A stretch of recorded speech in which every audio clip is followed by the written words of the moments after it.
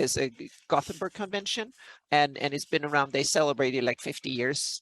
Look at that shirt Alyssa has on. That is lovely. Yeah, That right. I'm sorry. I'm Look at using that. I'm a cartographer T-shirt today. So yep, Good What's your evening, shirt say? everyone. Which Give means you I a little bit of live. blue steel. I'm a cartographer, so I work with Unrealistic expectations. Yeah, mhm. yeah. Thanks for understanding. Nice, Uh-huh. nice. Now, And if on the back, does it say, and when's that map? No, gonna be no, ready? exactly. Yeah. It's nothing on the back.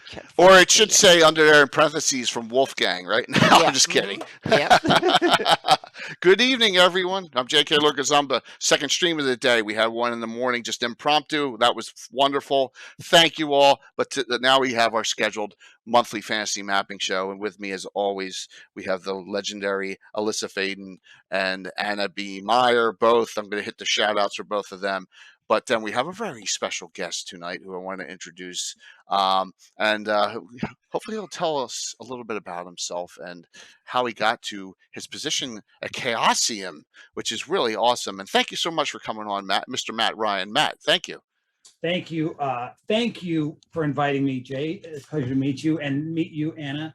And I met Alyssa early in the year, and I am just really in awe to be here and just to be talking to two people who are in the top of their field.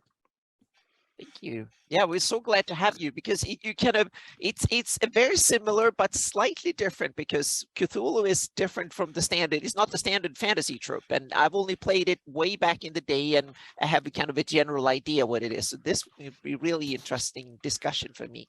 Yeah, and I hope for everybody. I think it's going to be very enlightening for the community. So, Yep. Oh, thank you there, Wayne. Thank you so very much for that 500 cheer. Matt, tell us a little about yourself, how you got into cartography, and how you came about with Chaosium, please, if you don't mind.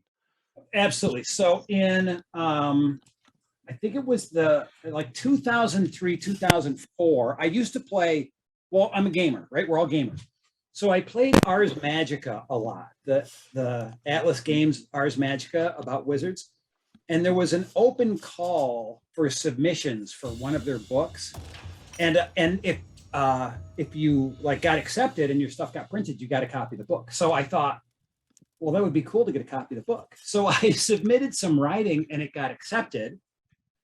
And then it went on from there. So I kind of got pulled into the author group and I submitted more things and more things and more things. And I wrote more things, right? So that was writing.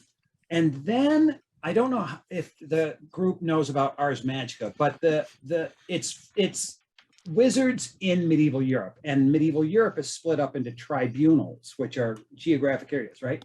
Yep. And each tribunal would get a book. And I wanted to lead the team that did the Irish book, the Hibernia Tribunal. So I would send the line editor Christmas cards for like a couple of years saying, man, wouldn't a Hibernia Tribunal book be cool? So finally he said, sure, you can do it and pick the people to work with. And I did. And I asked if I could draw the map. So I had doodled maps and stuff, but I'd never drawn a professional map. And I could look, I don't know what year this is, but okay, it's not really that long ago.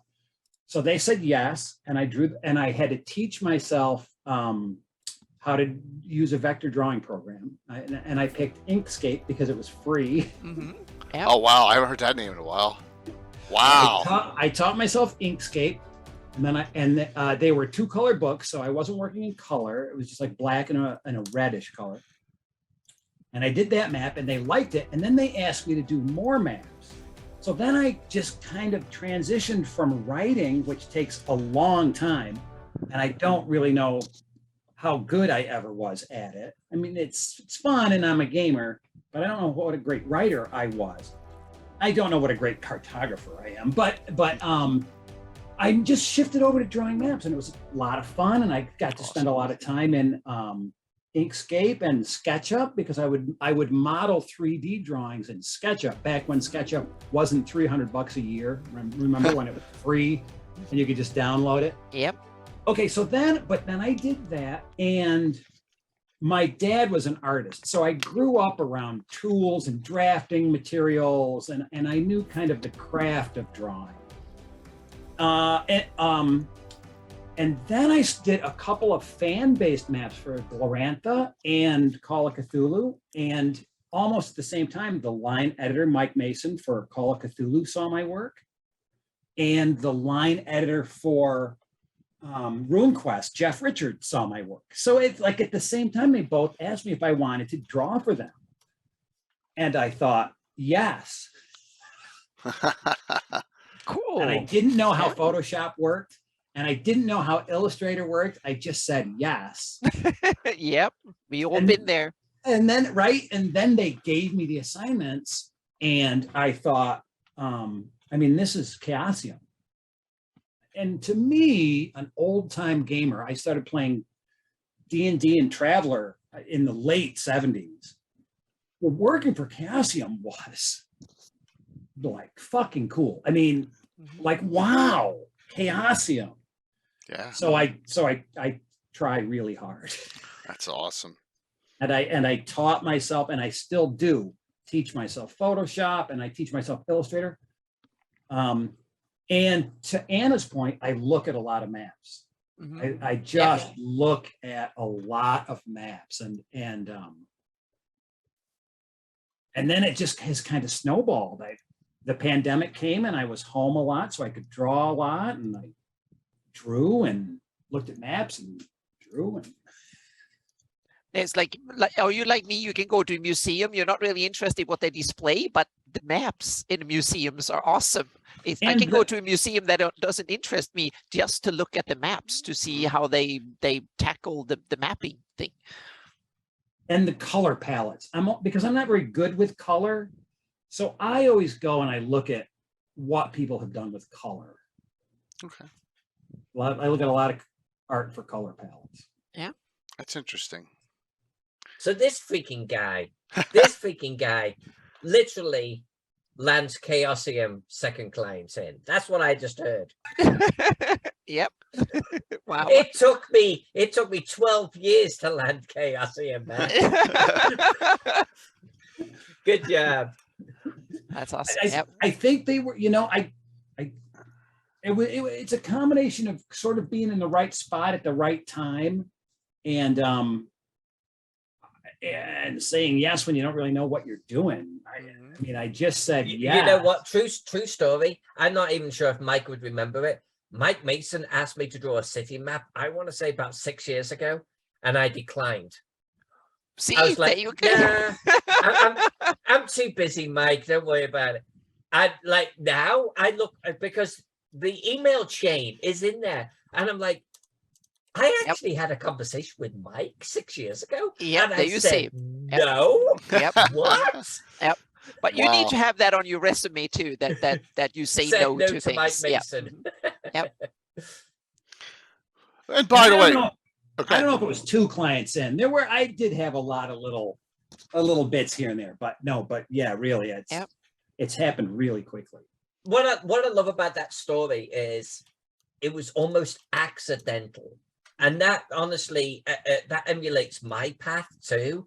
And Anna, I think a little bit of your path. Oh, like, same. I would say that I think we got sucked into it. Exactly. Almost. And I think that's true generally when it comes to fantasy cartography, because there's no formal education in this field. And also, even if you're a professional cartographer in the real world, your skills might transfer to a large degree, but a lot of types of mapping and stuff is not really then it doesn't really match. So there is no, meaning you can't go to college and learn to be a fantasy cartographer, and it's not like a set profession. It's something you need to be passionate about. You need to be over idiotic about, think too much about it and want to do it, and then start doing it. And if you're lucky and persistent and stubborn, then you get a gig and you're in. Yeah, I think that's absolutely right. Yeah. I will tell people, will say, what do I do? And I'll say, I'm a fantasy cartographer, and they look at me like frogs just came out of my mouth. Yeah, I always, my short line for all these nuggles that don't know what I do, I simply say I make maps of places that don't exist, and they kind of and that way I kind of get into it when I talk to my neighbors and stuff. That's pretty good. That's definitely a good point there. So I know that we have a lot of your maps here. I mean, I Yep. have a lot of content. So I'm going to switch over to the screen. I have one up because I just wanted to have as a placeholder. But you know what? You know what I forgot to do? I forgot to put the Anna one up. So I'll put that up in a second here. But let me go. Stupid Zoom reset everything. So Stupid Zoom. stupid Zoom. But this is okay. It updates. So it, yeah, I got this. And the only thing is, it's tough to zoom. It's tough to zoom in on these. But so I think this is yeah, what was this one? B8 Ritual Site. Is that the right one, or is that no Berlin Map A2? I just here. Let me see if I can make this full screen. I don't know. Berlin Map A2. Yeah, just right click on it and set it up full screen. Yeah. So yeah, this is one of the. I do a lot of. Chaosium's got a bunch of cartographers. Had a bunch. I don't know if they're still all available. Okay. But I'm usually the scenario map guy. It's not often. It's happened, but it's not often where I'm getting sort of like the big spread. But I will get a lot of the scenarios. So these are generally smaller maps, and the Berlin book had a bunch of maps like this, right? So those are sort of city maps. God, that's gorgeous, Anna. I'm sorry. I was presetting it No, up. no, no, I'm sorry. now. I was just Skip trying my to get maps that for now. up. Yep. Yeah, we'll get to that. Yeah. So. But you know, it's set in the 20s, so I could go look at 1920 German maps, and I can go look and try to match a font, and we can have a whole discussion about my love and loathing of Adobe fonts. But Oh yes, we can have a chapter Okay. about that. Yep. It's when it works, it's awesome. Fantastic. Yeah. But don't Did it send work the in- map to someone else, because then it doesn't work. So, So, yeah. so there's a future show apparently. The Oh, three yeah. of us Mhm. bitching about Adobe fonts. Oh, Oh my yes, God. yeah. We So, should do future one about episode. fonts. That's a good idea. We should do one about fonts and talk about this, because that's one thing in itself. Yep. Now, the other thing that I do for Chaosium, so I do a lot of the scenario maps. I draw a lot of the handouts, and I didn't put any handouts in here because it's fantasy cartography. But the handouts are all, they're like clues, they're letters or diaries or, pieces of paper with a note scribbled on it, and you find it. I spend a lot of time making handouts, okay. and handouts are harder than maps. To make a handout that looks real, that's tricky. This is such a nice one. Yeah, this is like a schematic, an architectural schematic. Yeah. This was so fun. So that's a real place. Okay. So I could find pictures, right, of the real place. And it's and then there was a whole theme that I did for Berlin to try to make them look like German architectural drawings. So all that border and the made up stuff down at the bottom. And this, look, you're just going to realize what a nerd I am. That's But for awesome. this, I found these old German watercolor pencils just in a rummage store. And I played with them a little bit, and I thought, oh, these are kind of fun. I wonder if I can buy these on eBay, and I could, and they weren't expensive. So I got a bunch of these watercolor pencils, and then that's what I did that map on the left with. So that's traditional. Right. That's a drawing, and then I physically colored that, and then scanned it in and tried to like kick it a little sideways so it looks like piled on documents. And then to the right, that's another illustration on top of, like, that's like an Illustrator thing, right? Yeah. I think it's so cool because you really captured the feel of old German maps from 70, 80 years ago. And to me, the cool thing, and a lot of younger viewers need to understand, a lot of these, what we think of modern fonts and typography and stuff, that was invented in Germany. A lot of like modern architecture and stuff like that. That was Bauhaus. That was between the wars, and that had nothing to do with, not much to do with Nazism, and it was before that, so to speak. But it was a lot of that what we consider modern after war, that was actually invented in Germany and the German-speaking Europe before then. So it's so cool that you use that typography and those styles and stuff. It's really awesome. And I also love the parchment paper in the background that you put, and you have these kind of drawing details. Yes. Yeah, the fold lines in the drawing. Yeah, he has them on a few of his maps, and I love them. They look so intrinsic Yeah. to the map itself. Yeah. That Do you use I try my displacement? best. Yeah. Do you use displacement in Photoshop to wrinkle them with the stuff? Have you tried that? Displacement maps. Yeah. Yes, I have. And Mhm. sometimes they work great. Yeah. Sometimes it's tricky. And Yeah. sometimes it's tricky. Mhm. And there's so many layers that go into this. The Oh, yeah. background is one layer, right? And then Yep. and then I folded up a piece of paper and I carry it around for a few days. And then I unfolded it. Ah, that's you don't, yeah. So you make them from real. Oh, that is Because fantastic. I'm super nervous about taking something or using something that doesn't belong to me. Yeah. Mm. Wow. So everything Mhm. is something that I've made.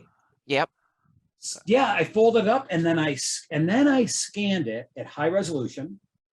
And then I turned the scan into a texture, a bitmap texture. And then I overlaid the texture, but then on top of it, I took the original scan and washed that out and overlaid it too. And then I went in with a super tiny paintbrush and painted the zeros and the 100s, the blacks and the whites. Mhm. Oh wow.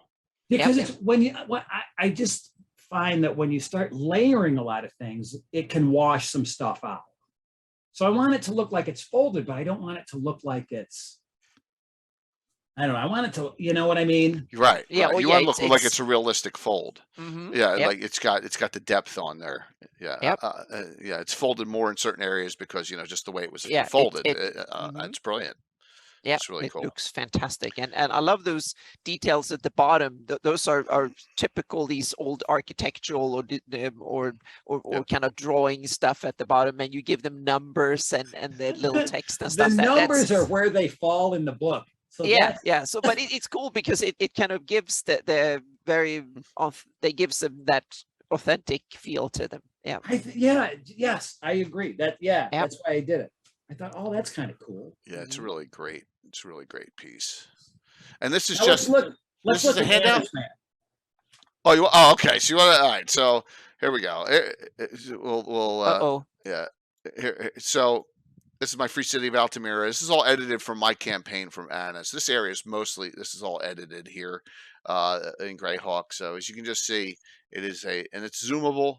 So, and it's the entire area of Greyhawk. As we got a nice, big, large. But that's an area. old version. The new version has yes. Hipmona land in there too. Yeah, So the new Hipmona Land's version the is bigger one. 50% bigger than that Yeah, one. absolutely. But this one fits nicely into this Mhm. screen setup the Yep. way we have it here. But yes, Yeah. and you got so many legendary places. You got heraldry overlaid. How many layers are in this, Anna? Just so. It depends. In Illustrator, you have, well, it's about, I think it's about, I've counted them Right. to 48. I think it's 48 different layers. It's like 4 different for the heraldry, small, large, and like national heraldry, provincial, settlement heraldry, etc. And then it's every different type of name, every different type of icons, symbols for things have different layers. So all the town symbols are on one layer, all the village symbols, all the smallish symbols, etc. So you can turn them on. So when you make them into a PDF, all these top layers become layers in the PDF that you can turn on and off. That's one of the cool features in Nice, Illustrator. Yeah. I just blew this up because this is the town that Alyssa, when she adventured, went to Burnt Mill with all the crazies in it. So yeah, with It's under So- control now, Jake. yeah, it's under control now. Yeah. Right there. Yep. So Anna, this is a huge Illustrator map. Yeah. On top of a huge Photoshop map. Mm-hmm. Yep.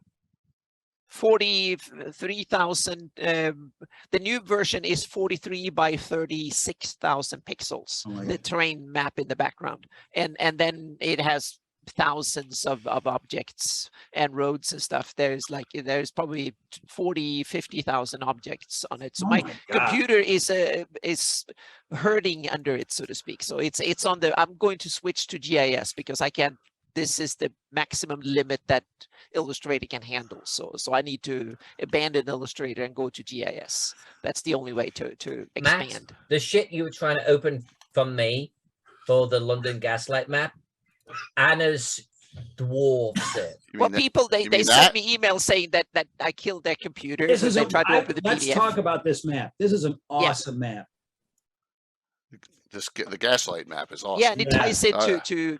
Cthulhu. So this is Absolutely. the big setting for one big kind of Cthulhu supplement or campaign or how Well, does it work it's my in understanding, Cthulhu? and Matt can actually tell us. So it's my understanding that Chaosium hasn't re-released Gaslight London since its original decades ago. Okay, There was And- one. There was one upgrade, but it was still like in the 80s or 90s, I think. right. It was a while ago, right? Yes, The- yes. Chaosium is going to re-release Gaslight London 1890. I was fortunate to be asked to do the London map version of it. I guess because I was English and I like drawing cities. I don't know.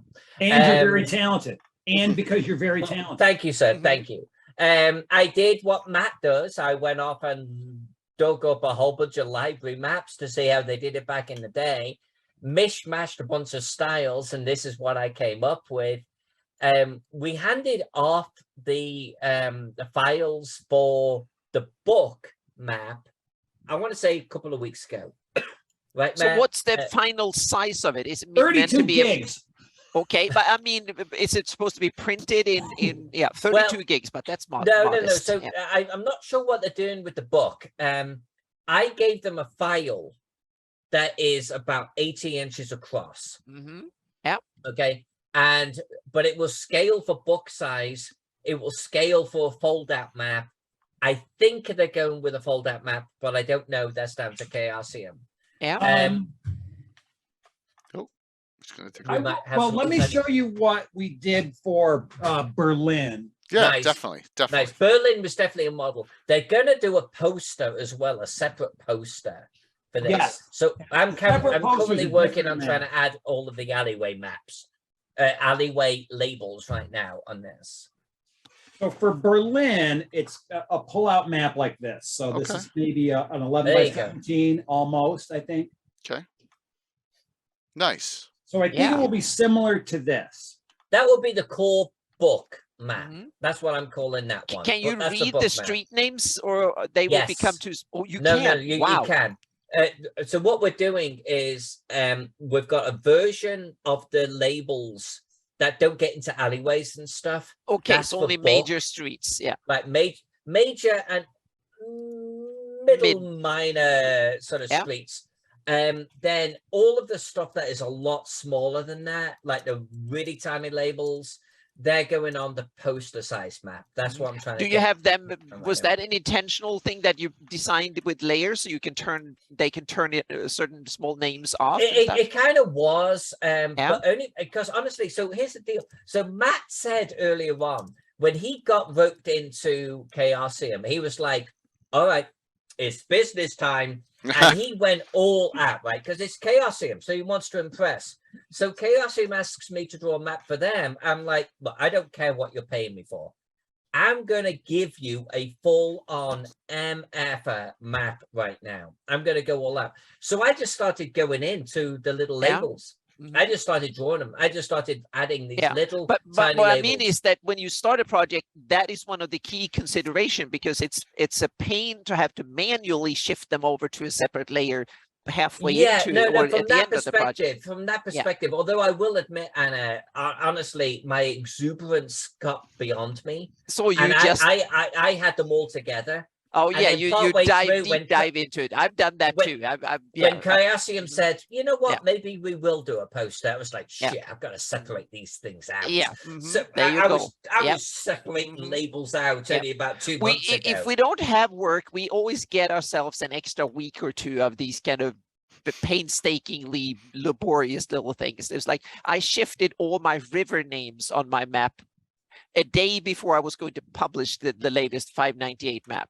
So I had to lock all the other layers and then had to find every river, select them all, and then find one and then move it without losing selection of all the other hundreds of little rivers, and then spend 2 hours and check every little realm so I got them all right, so to speak. That took like 4 hours or 5 hours to do. And that's like the Yeah. hidden stuff, right? So I'm working on this Gaslight map, and as I zoom in for the alleyways and stuff, you have to imagine where are these alleyway names coming from. If you look at modern London's lost a huge amount what existed 100 years ago. So- It lost even streets in the 20 years prior to that. 1890, they were gone 20 years later. If you go to 1840, it's different again. It really truly is. If you go 20 years prior, it's different again. So I'm looking at a reference from 1890 and I can't read the label. I'm like, I think this is Milk Cow Street. I think that's what. So I wrote Milk Cow down. I think that's what it is. And now I'm doing the poster size. I'm like, I have to get this shit dialed in. I need this to be right. Yeah. And so I'm looking at this map reference, and then I'm looking at modern references, and the street's gone, but they have the Milk Cow Pub. And I'm like, that's it. Probably it. That's it. Probably it. Yeah. They didn't get that name from nowhere. That's it. And it's this So hidden layer of research. That's why I wanted to ask both Matt and you, Alyssa, because when you work normally in fantasy, it's all fantasy. So there's no reality to look at, so to speak. But Cthulhu is like at least a pseudo reality. It's playing out in the real world, so to speak, or an alternate version of the real world. So how much can you go out and grab data or research from the real world, so to speak, or how much do you have to go in and event? Yeah. Because you've got some great maps that are from literally the real world. Yes. Well, 100 years ago. Yeah. There's See if we got a suggestion here.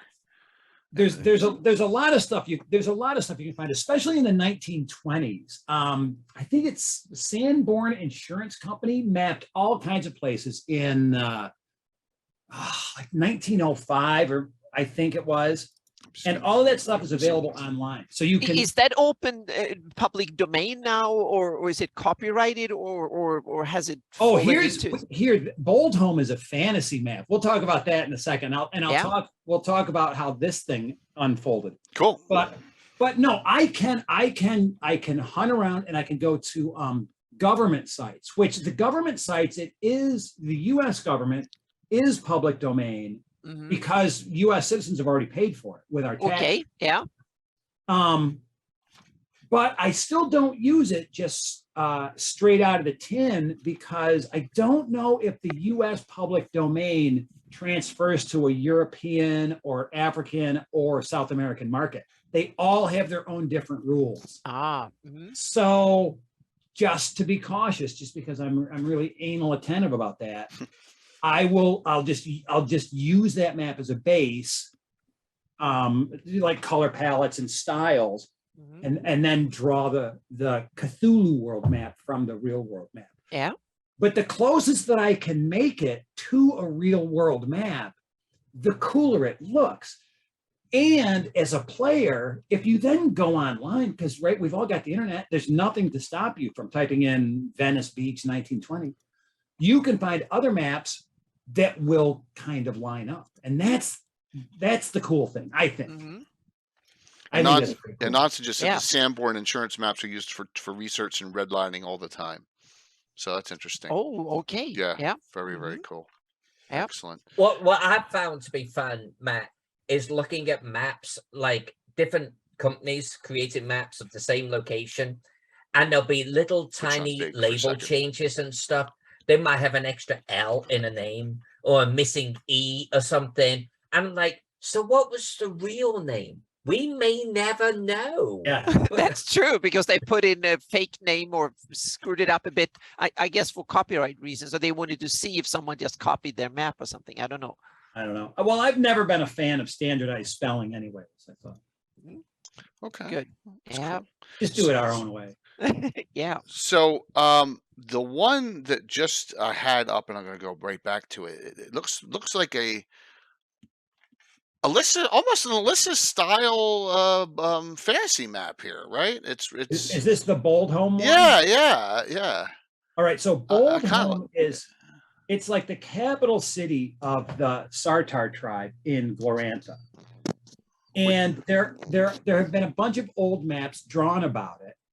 And Cassium asked me to draw one. Okay. So so I said, okay. But I didn't really understand how it all worked and how it all fit together. So I knew there was this range of peaks, 5 or 6 peaks. And I started to individually draw contour lines, which was just like me trying to figure out how it would work, right? From these other maps. Right, Like, how does right. this all fit together? And then I got lost in it. And I ended up drawing the whole mountain range in contour maps. And I hadn't talked to my line editor for a couple of weeks, and I thought, oh man, he's going to kill me, because he asked me to draw a bold home, and I have gone on and drawn this huge contour map of this mountain range, of which bold home is this tiny part. But he didn't kill me. He like fell out of his chair. He loved it, and that became another map. But that informed in this. And I guess, you know, I don't know if my fantasy background, I guess the more that I can, or the more that we can make it seem real, the more veracity we give to it. Yep.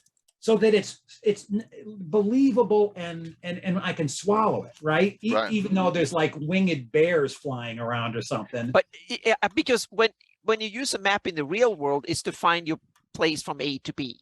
That's usually the most maps are used to find it. So that means that you use simple symbology, especially if you use it in a car or when you're out hiking or something. But in a fantasy map, you have a different purpose because the place doesn't exist. So it's informing and inspiring you that becomes much more important than just to find the distance from A to B or the location, because you don't need to match it with the real world. You need to, it replaces the real world in some sense. So that's why I think that photoreal maps, so to speak, or maps that convey what it really looks like, visualizing a place, is even more important in not in fantasy handouts, because they functions like real maps do, but when it comes to the maps for the DM or the base for the game, so to speak, I think that's when I at least want to have a real visualization of it. I want to see what it actually looks like. And I think you've done a fantastic job, both of the contour lines and the shading you put in there. Amazing. Yeah. Shading helps so much, right? I mean, it's like shading turns a flat. I mean, it literally turns something flat dimensional. But I tried doing shading manually in the 90s and stuff, and I realized, no, I don't have the talent. So I had to cheat and use terrain creation tools that creates virtual terrain, so to speak, and then put a virtual sun there and make it. That's been my holy grail to do it. So I went through that rabbit hole. So yeah. Well, I don't know if that's cheating any more than there have been buildings that I've been asked to draw, and I don't really know how I'm going to tackle it. So I model them in SketchUp, and I build a 3D model using all of the information that they've given me. Yeah. And then I will kind of position that into a way that I like it. And one of the reasons that I pay for SketchUp is because with the paid version, I can then just take that SketchUp file and shoot it straight into Illustrator as a vector drawing with a point on the end of each line. And then I can play with my lines and my line weights. And I don't know if that's really drawing or if that's cheating either. I know I spend a lot of time doing it. Yeah.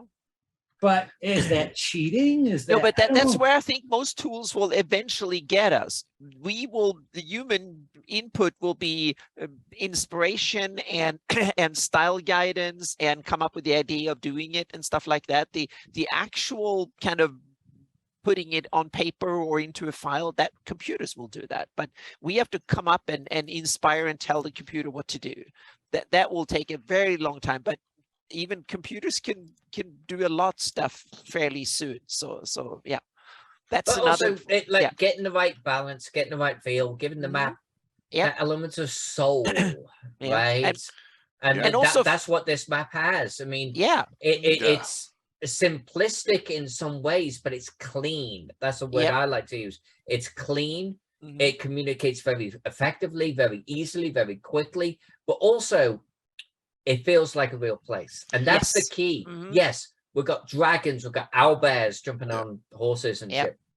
But at the end of the day, that like we can see ourselves here. Yeah. And the minute we see ourselves here, the world feels real. Yep. And now the game feels real. And that's where I feel like fantasy maps are, I think, misunderstood or undersold in many ways.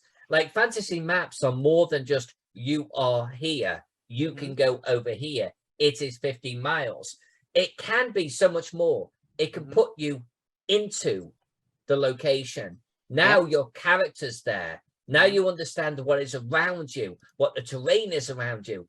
Now you're picturing it. And that to me is fantasy mapping, 100%. Yeah. I want to ask you, Matt, I totally agree, Alyssa. I want to ask you, Matt, were you inspired by Harn, the Harn maps for this one? Oh my God. And I pronounce people's names wrong all the time, but Eric Hotz, I think is how you pronounce his name. Okay. He did piles and piles of illustration and map work for them. And they were really ahead of its time, so to speak. And I see a lot of similarities with the Harn maps, area maps, and what you've done here. So yeah, a lot of really cool similarities. Yeah. And for every ISO map that I do, I've got a picture of Diesel's Ravenloft map. Oh wow! Look, that's the one, right? Yeah, that's the one that changed the game. Yep. Yeah. If you're gonna copy, but if you're gonna study a master, I think I have it right here. Study a master. Oh, good. I was to say perfect. Yep. Oh, right? It's not in shrink. Oh, put it away. No, this is a reprint. So it doesn't have the look, but look at that. There you go. Though. There you go. That's classic stuff right there, isn't it? So that's illustration, and it's ISO. That is gorgeous. Yep. That is, and that is when you think about it. I know look, it's the depth scale. Leonard himself said it. Outside of his own adventures, his favorite was Ravenloft because of these maps, just because they were so groundbreaking at the time. You know. And Jay, what year is that? Is there a 19? I'm gonna say it's the late 80s is my guess here. That would be mine. Yeah, hold on one sec here. Wow, they were really early. Yeah, 83. Oh wow! What? That's what it says. 83 to realize that there were no Photoshop and there were not much when in the form I would have of put computer. that 10 years later, man. Exactly. Yeah. I was thinking if you'd said 95, I would have been okay. Yeah. Yeah, this is Ravenloft was an old school first edition adventure. Yeah, I loved Ravenloft. I really did. It was the only setting that really called to me. And those maps are chef's kiss. Yeah, this is a great adventure. A lot of people don't like it's on my wall of fame. A lot of people don't like, I placed it in Greyhawk, but because it's just it was so iconic at the time. It's just wonderful, great adventure, definitely, and challenging too. But it's one of those things that you remember the map. You're like, wow, that's the first time I ever saw that, and you're absolutely correct. So while we're on RuneQuest here, I think you got the entire region map. Is that what this is? Sure. Yes, this is a fun one to talk about. I love this map. And see this one. This one's a JPEG, so I can zoom this one up. I can zoom this one up. Wait to hear the story about this. Yeah, please. Let's hear this story. Okay, so this is like ground zero from where it all started for Glorantha and for RuneQuest, right? Right between these empires. And there are RuneQuest fans that are here and listening, perhaps. And I am a neophyte with RuneQuest lore. I just learned this from doing the map, but it's right where the two empires clash. The Sartar tribes. Yeah, right here. And yep, and then the Lunar Empire, right? Okay, coming down where that glow line is, that's the Lunar Empire, right here. And that's where it clashes. Okay. So this Glorantha's been an active campaign since the 70s, and there have been loads of maps drawn on the various different areas of it, many of them by Greg Stafford, the original creator of the area. And then when Jeff Richard and I got to the point where we wanted to do a new master map of it, we wanted to incorporate all of that work. So it's a lot of overlay reference base as I went to work and I started to work on this. And when I started to work on it, I found that there's something precious about Will Church's original illustrations in like the core RuneQuest rules and sort of that 80s almost underground comic style, underground US comics. So I found it, I couldn't do that digitally. So I had to do a lot of this traditionally. So all of the forests here, I had kind of an Illustrator base and I did all the rivers and roads in Illustrator. And then I would print out a section at 175% scale. And then with tracing paper, I would hand draw the forest. And then I would take that tracing paper and scan it back in and then kind of touch it up in Illustrator and overlay that. Mm-hmm. So, and that's how I did all the little dinosaurs, and that's how I did all the little, I mean, for this map, there's hundreds and hundreds of little tiny pieces of tracing paper. There's a little juggler next to the tent and stuff, and it's awesome. Yeah. Yep. And then I I did the contour hash marks there. And then we had to go back and he's a little fuzzy. Yeah, John at Blue Box, his head would be exploding because he's like, no, dinosaurs and Greyhawk. I know, and the scales of, but it's it was awesome. Just and it was back and forth, and it was really just fantastic. Yep.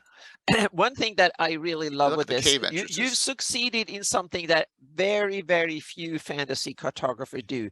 You keep it light. And that's my problem. I go way too dark, and almost all fantasy cartography I've seen either is completely sparse and just the parchment, or you splash color and darkness on it so much, but you manage to get it light and full of symbols and stuff. And I don't think that's really an accomplishment. Contemplate the rest. Yeah. A lot of that is because of the way it ends up printed. You two have got to have noticed that. Mm-hmm. You spend all this time drawing a map, and then it gets printed, and you look and you think, "Holy crap, that's dark." Yep. Mm-hmm. So it only I'm always trying to go lighter. Yep. I'm always trying to go lighter, and I didn't succeed here at all. But I'm always trying to find the lightest line that conveys what I want it to convey. Okay. I just like that airy. Maybe that's my personality, but it's just sort of like that airy, confident, light stroke. Well, and here's me and my style going, my brand is thick black ink. Mm-hmm. And I'm using textured splash all over the place. Meaning, look at my Greyhawk map. I've adjusted the colors twice because the 90s are so garish and terrible today. So I've actually done it twice. So now I can look at it again, so to speak. And yeah. So there will be more adjustment in the future, but it's kind of, yeah. So it's one of these things that this is really cool. And I must say that the forests are what draws the attention to me more than anything. They're so wonderful, these trees. I need to ask, that whole process for all the forests that you did, how long did that take? Oh, God only knows. Yeah. Months. I spent a long time on this. Wow. I spent a long time on this. Mm-hmm. And people who watch this and want to get into fantasy mapping, you should be good at knitting or something that takes hours and hours and hours of tedious little nitty-pitty work. You need to have a sight of that. I practice just hash marks with a pen when I've got nothing to do. Mm-hmm. I just draw hash marks because a lot of fantasy mapping.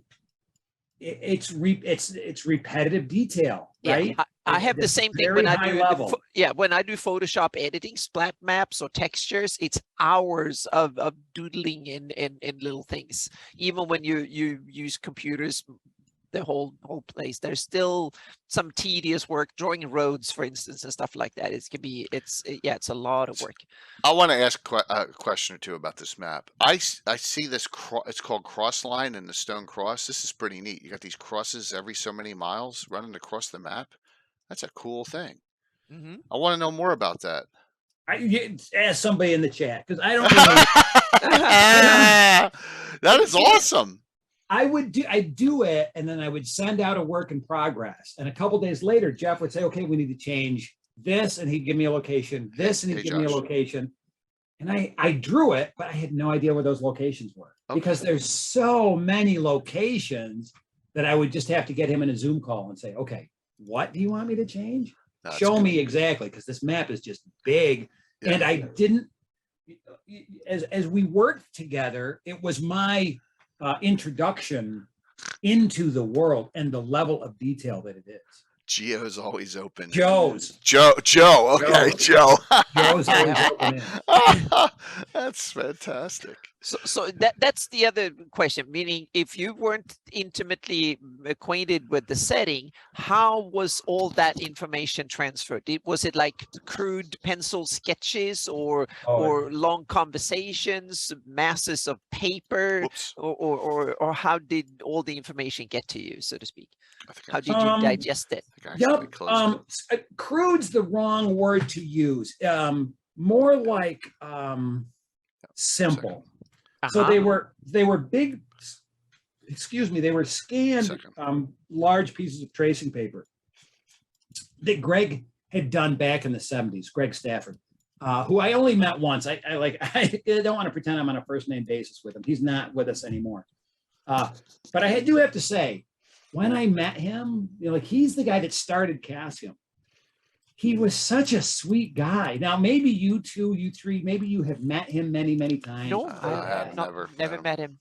But I went up to him, and I'm just like a friggin' slob coming into a convention, you know what I mean? And I would introduce myself, and he was just so nice. It blew me away.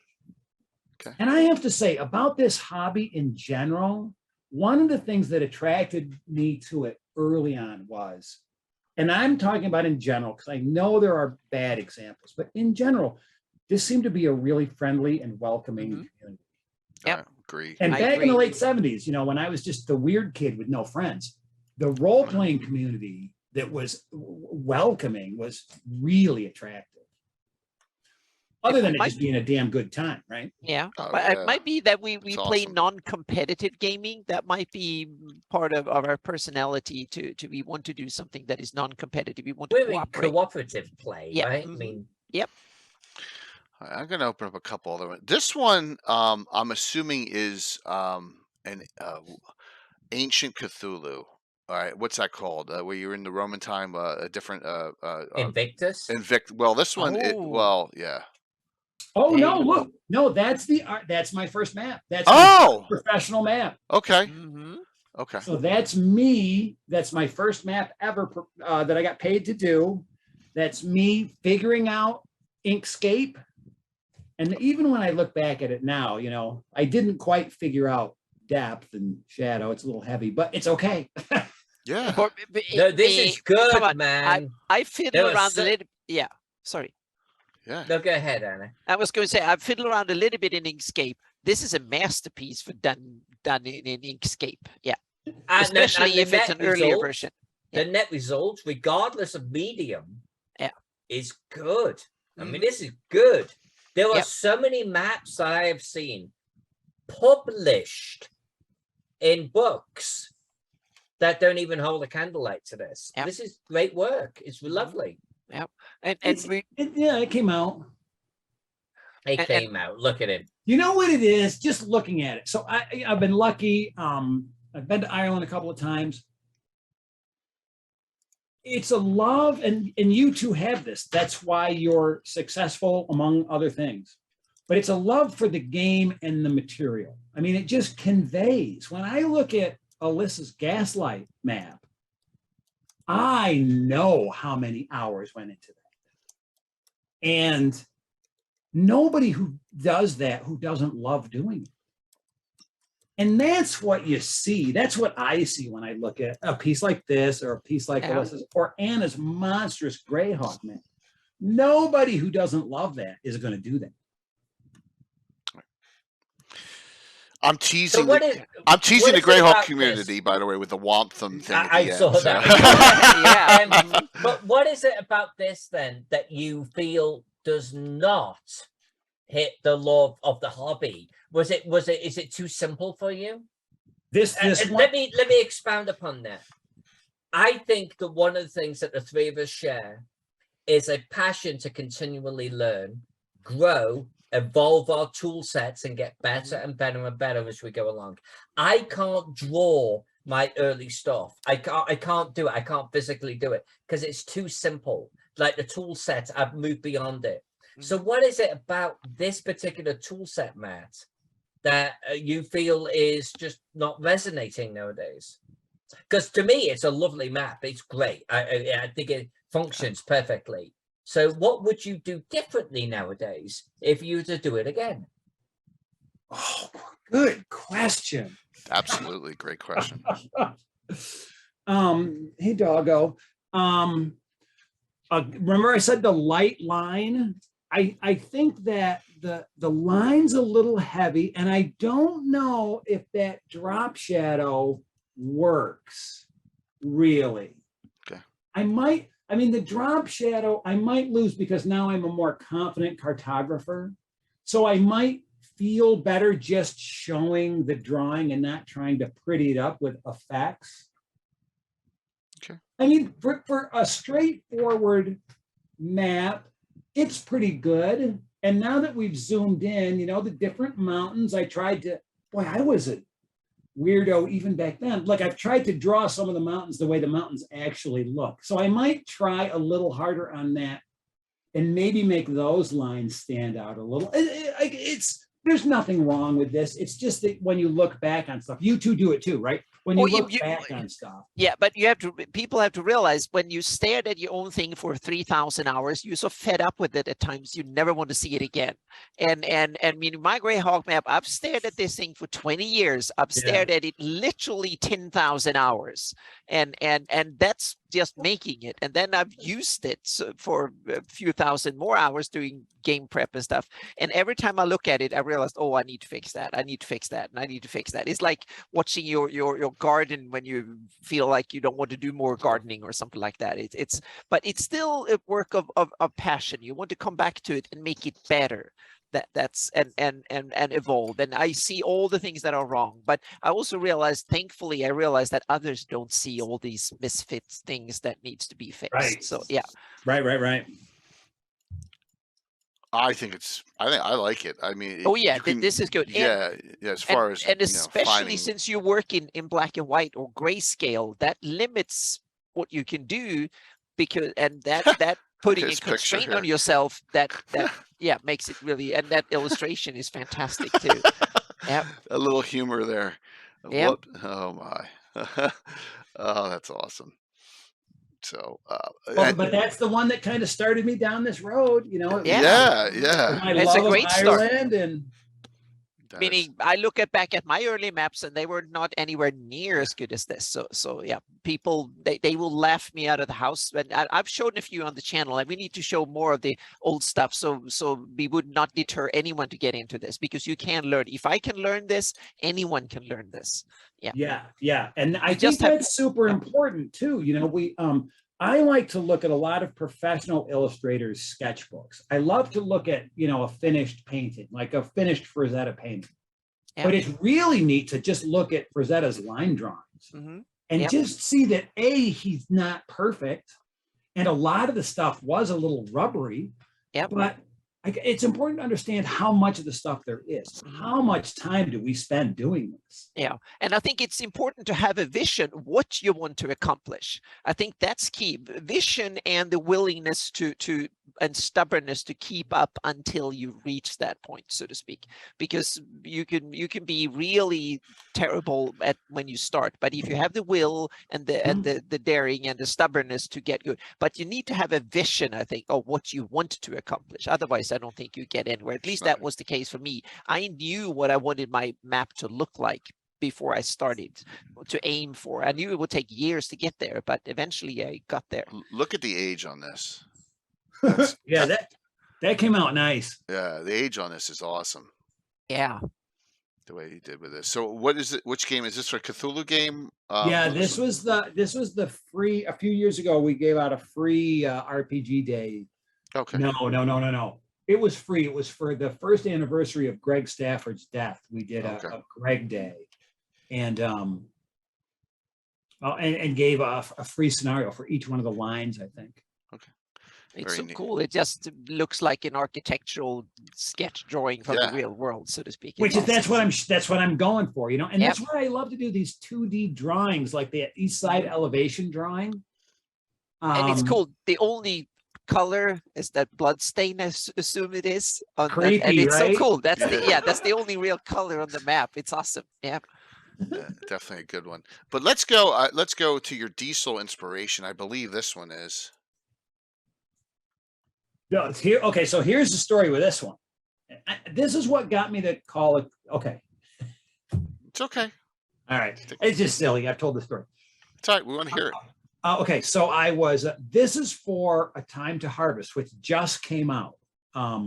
It was just released with Cults of Cthulhu and A Time to Harvest have just both come out. And there's a fictional town, Cobb's Corners, in A Time to Harvest, which is the fictional town set in Vermont. And when Cassium originally did it, they released it as an organized play, and they released chapters in parts. So each month you got a chapter, right? So I asked my local comic book guy if I could run games every Monday night in his comic book store, and I would run this, and whoever showed up could play. I would figure out how to work them in or whatnot. And the guy said yes. So we started to play. It came with a map, and the map was fine. It was a 2D map. And I just wondered if I could draw it in 3D. Nice. So I modeled it in SketchUp, and then I printed it out, and then I got my ink out and, pen and ink, and use those basic models to draw, to add that extra detail. Mm-hmm.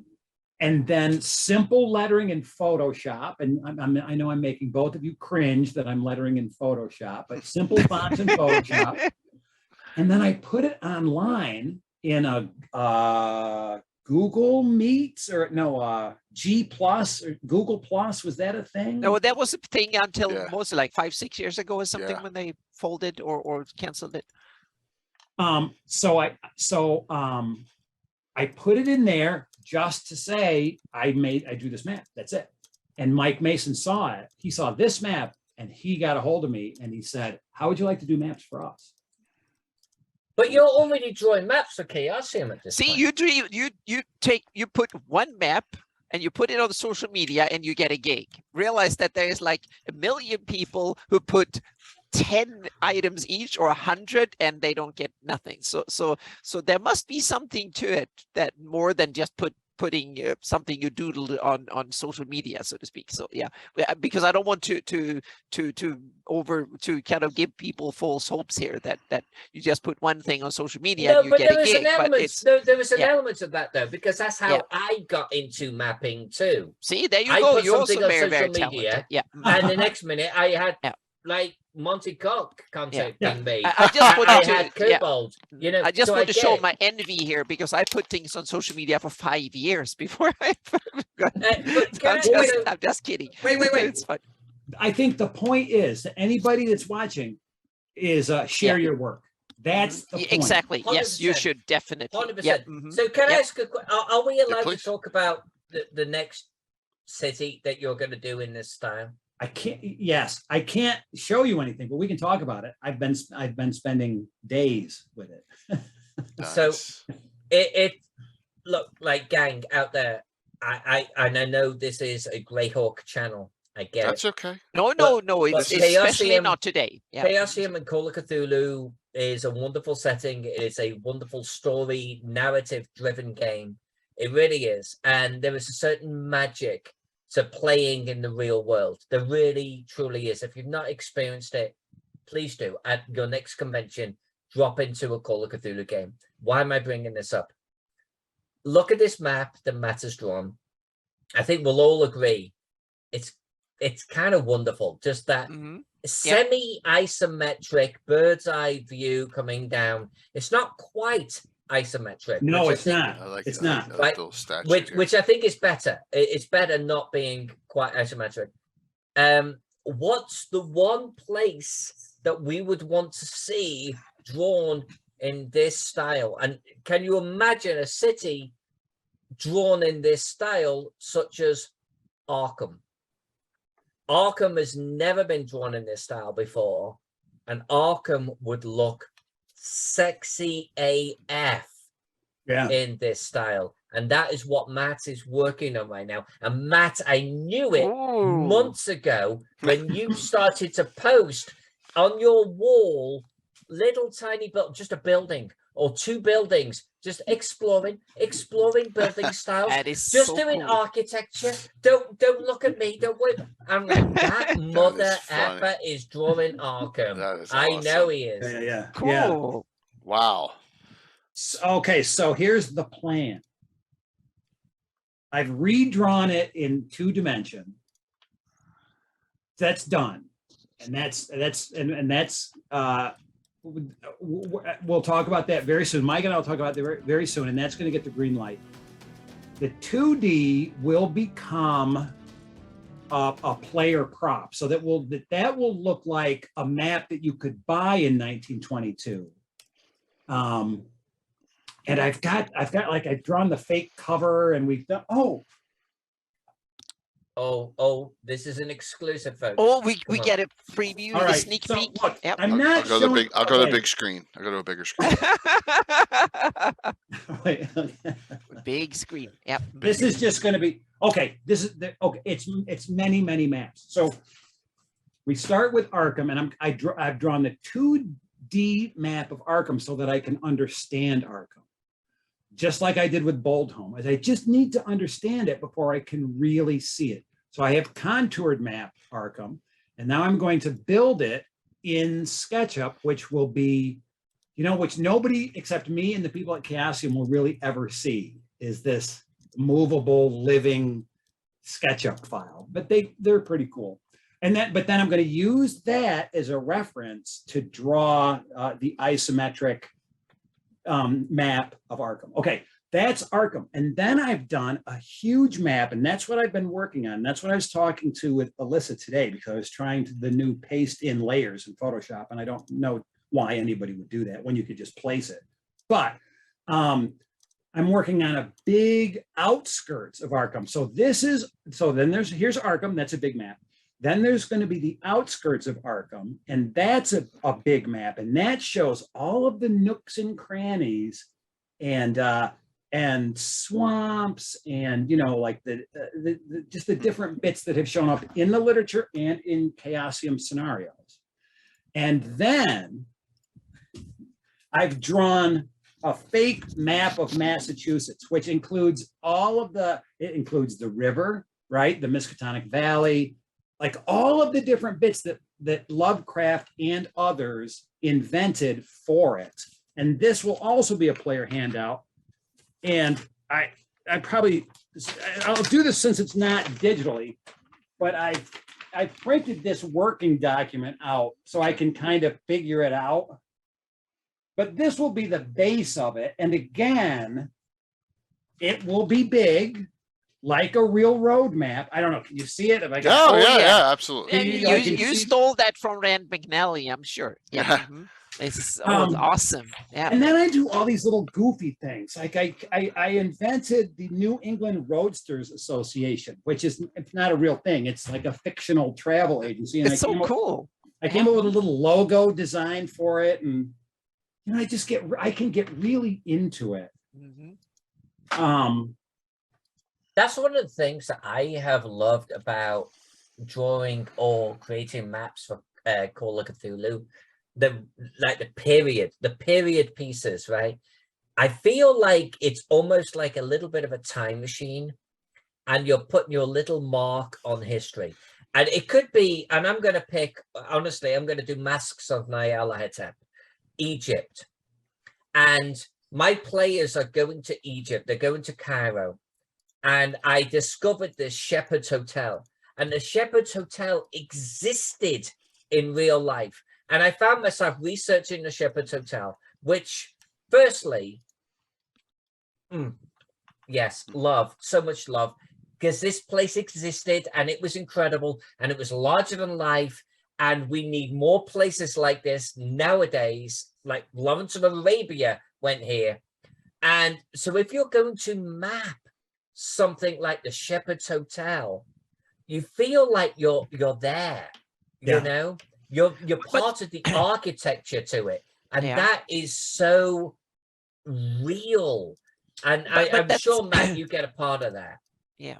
And yeah, I think it's a good point, because when I'm sitting do terrain and stuff, I fall in love with that little place, and I can spend half a day thinking about it, and I take screenshots just in case and save the file, just so, because if I screw up some little algorithm, it will disappear forever, so to speak, and I want to keep it. So I'm sorry. No, it's okay. Really cool. No, this is our passion, right? This is what it's all about. So doing a big, huge fold-out map of a real location or an area of the world that existed back then, it's like, get out my time machine, bro. I'm going back there. I'm living it right now. And I've had that with the Gaslight map so many times, where I've gone, what is this little street? What is this little location? What is this little wharf? And before I know it, it's like I'm back there. I can see it because I'm researching. I'm off to one side, you know. And I think that's a beautiful thing about cartography. I want to bring up a fun map. I've been checking some of these out with in the PDFs while we were discussing here. So this is a map that I did. If it's the one that I saw, Jay, that you had. Oh no. Oh no, this sorry. This one has a calendar on it with all these neat little like names and stuff. Bingo killed. I need to know. Yeah, that was my daughter. My daughter's character was named Bingo.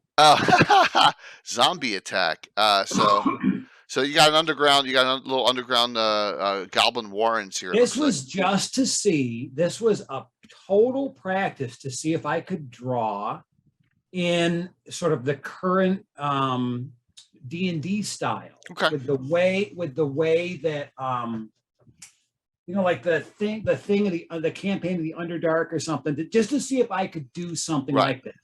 Okay. So when we went to Gen Con, I think it was 2018, we went, and my buddy Sean did all the driving. We drove from here, where we are in central New York. It was like an 11-hour drive. He did all the driving, and it was the year, I don't know if 2018 is right, but it was the year that Pathfinder 2 came out. Yeah, I think that was 2018. No, it was 19. 19. Anna, you and I, we were there. Yeah, we were there. Oh yeah, yeah. Okay, so I said to Sean, hey man, for doing all this driving, if you pick a system, I'll buy the game and run a campaign for us to thank you for doing all the driving. And he really liked the Pathfinder 2 thing. So this was our Pathfinder 2 campaign. Okay. And I'm lucky. I've got I've got artist friends and creative people, right? And gamers just in general are pretty damn creative.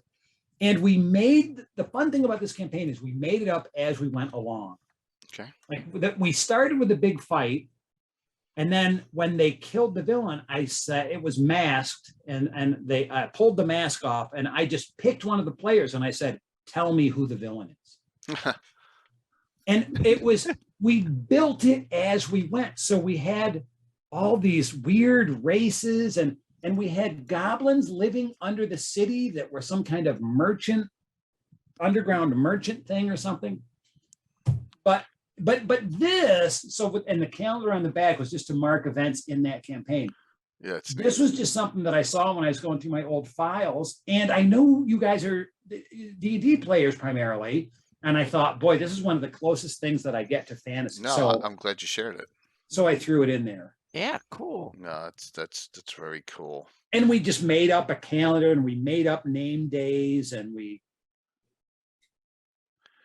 Yeah, it's awesome. So Yeah. let me see here. I haven't looked at this. Vermont. I was like TTH campback map, and I was like, what is? TTH, time to harvest. Oh, Oh. okay.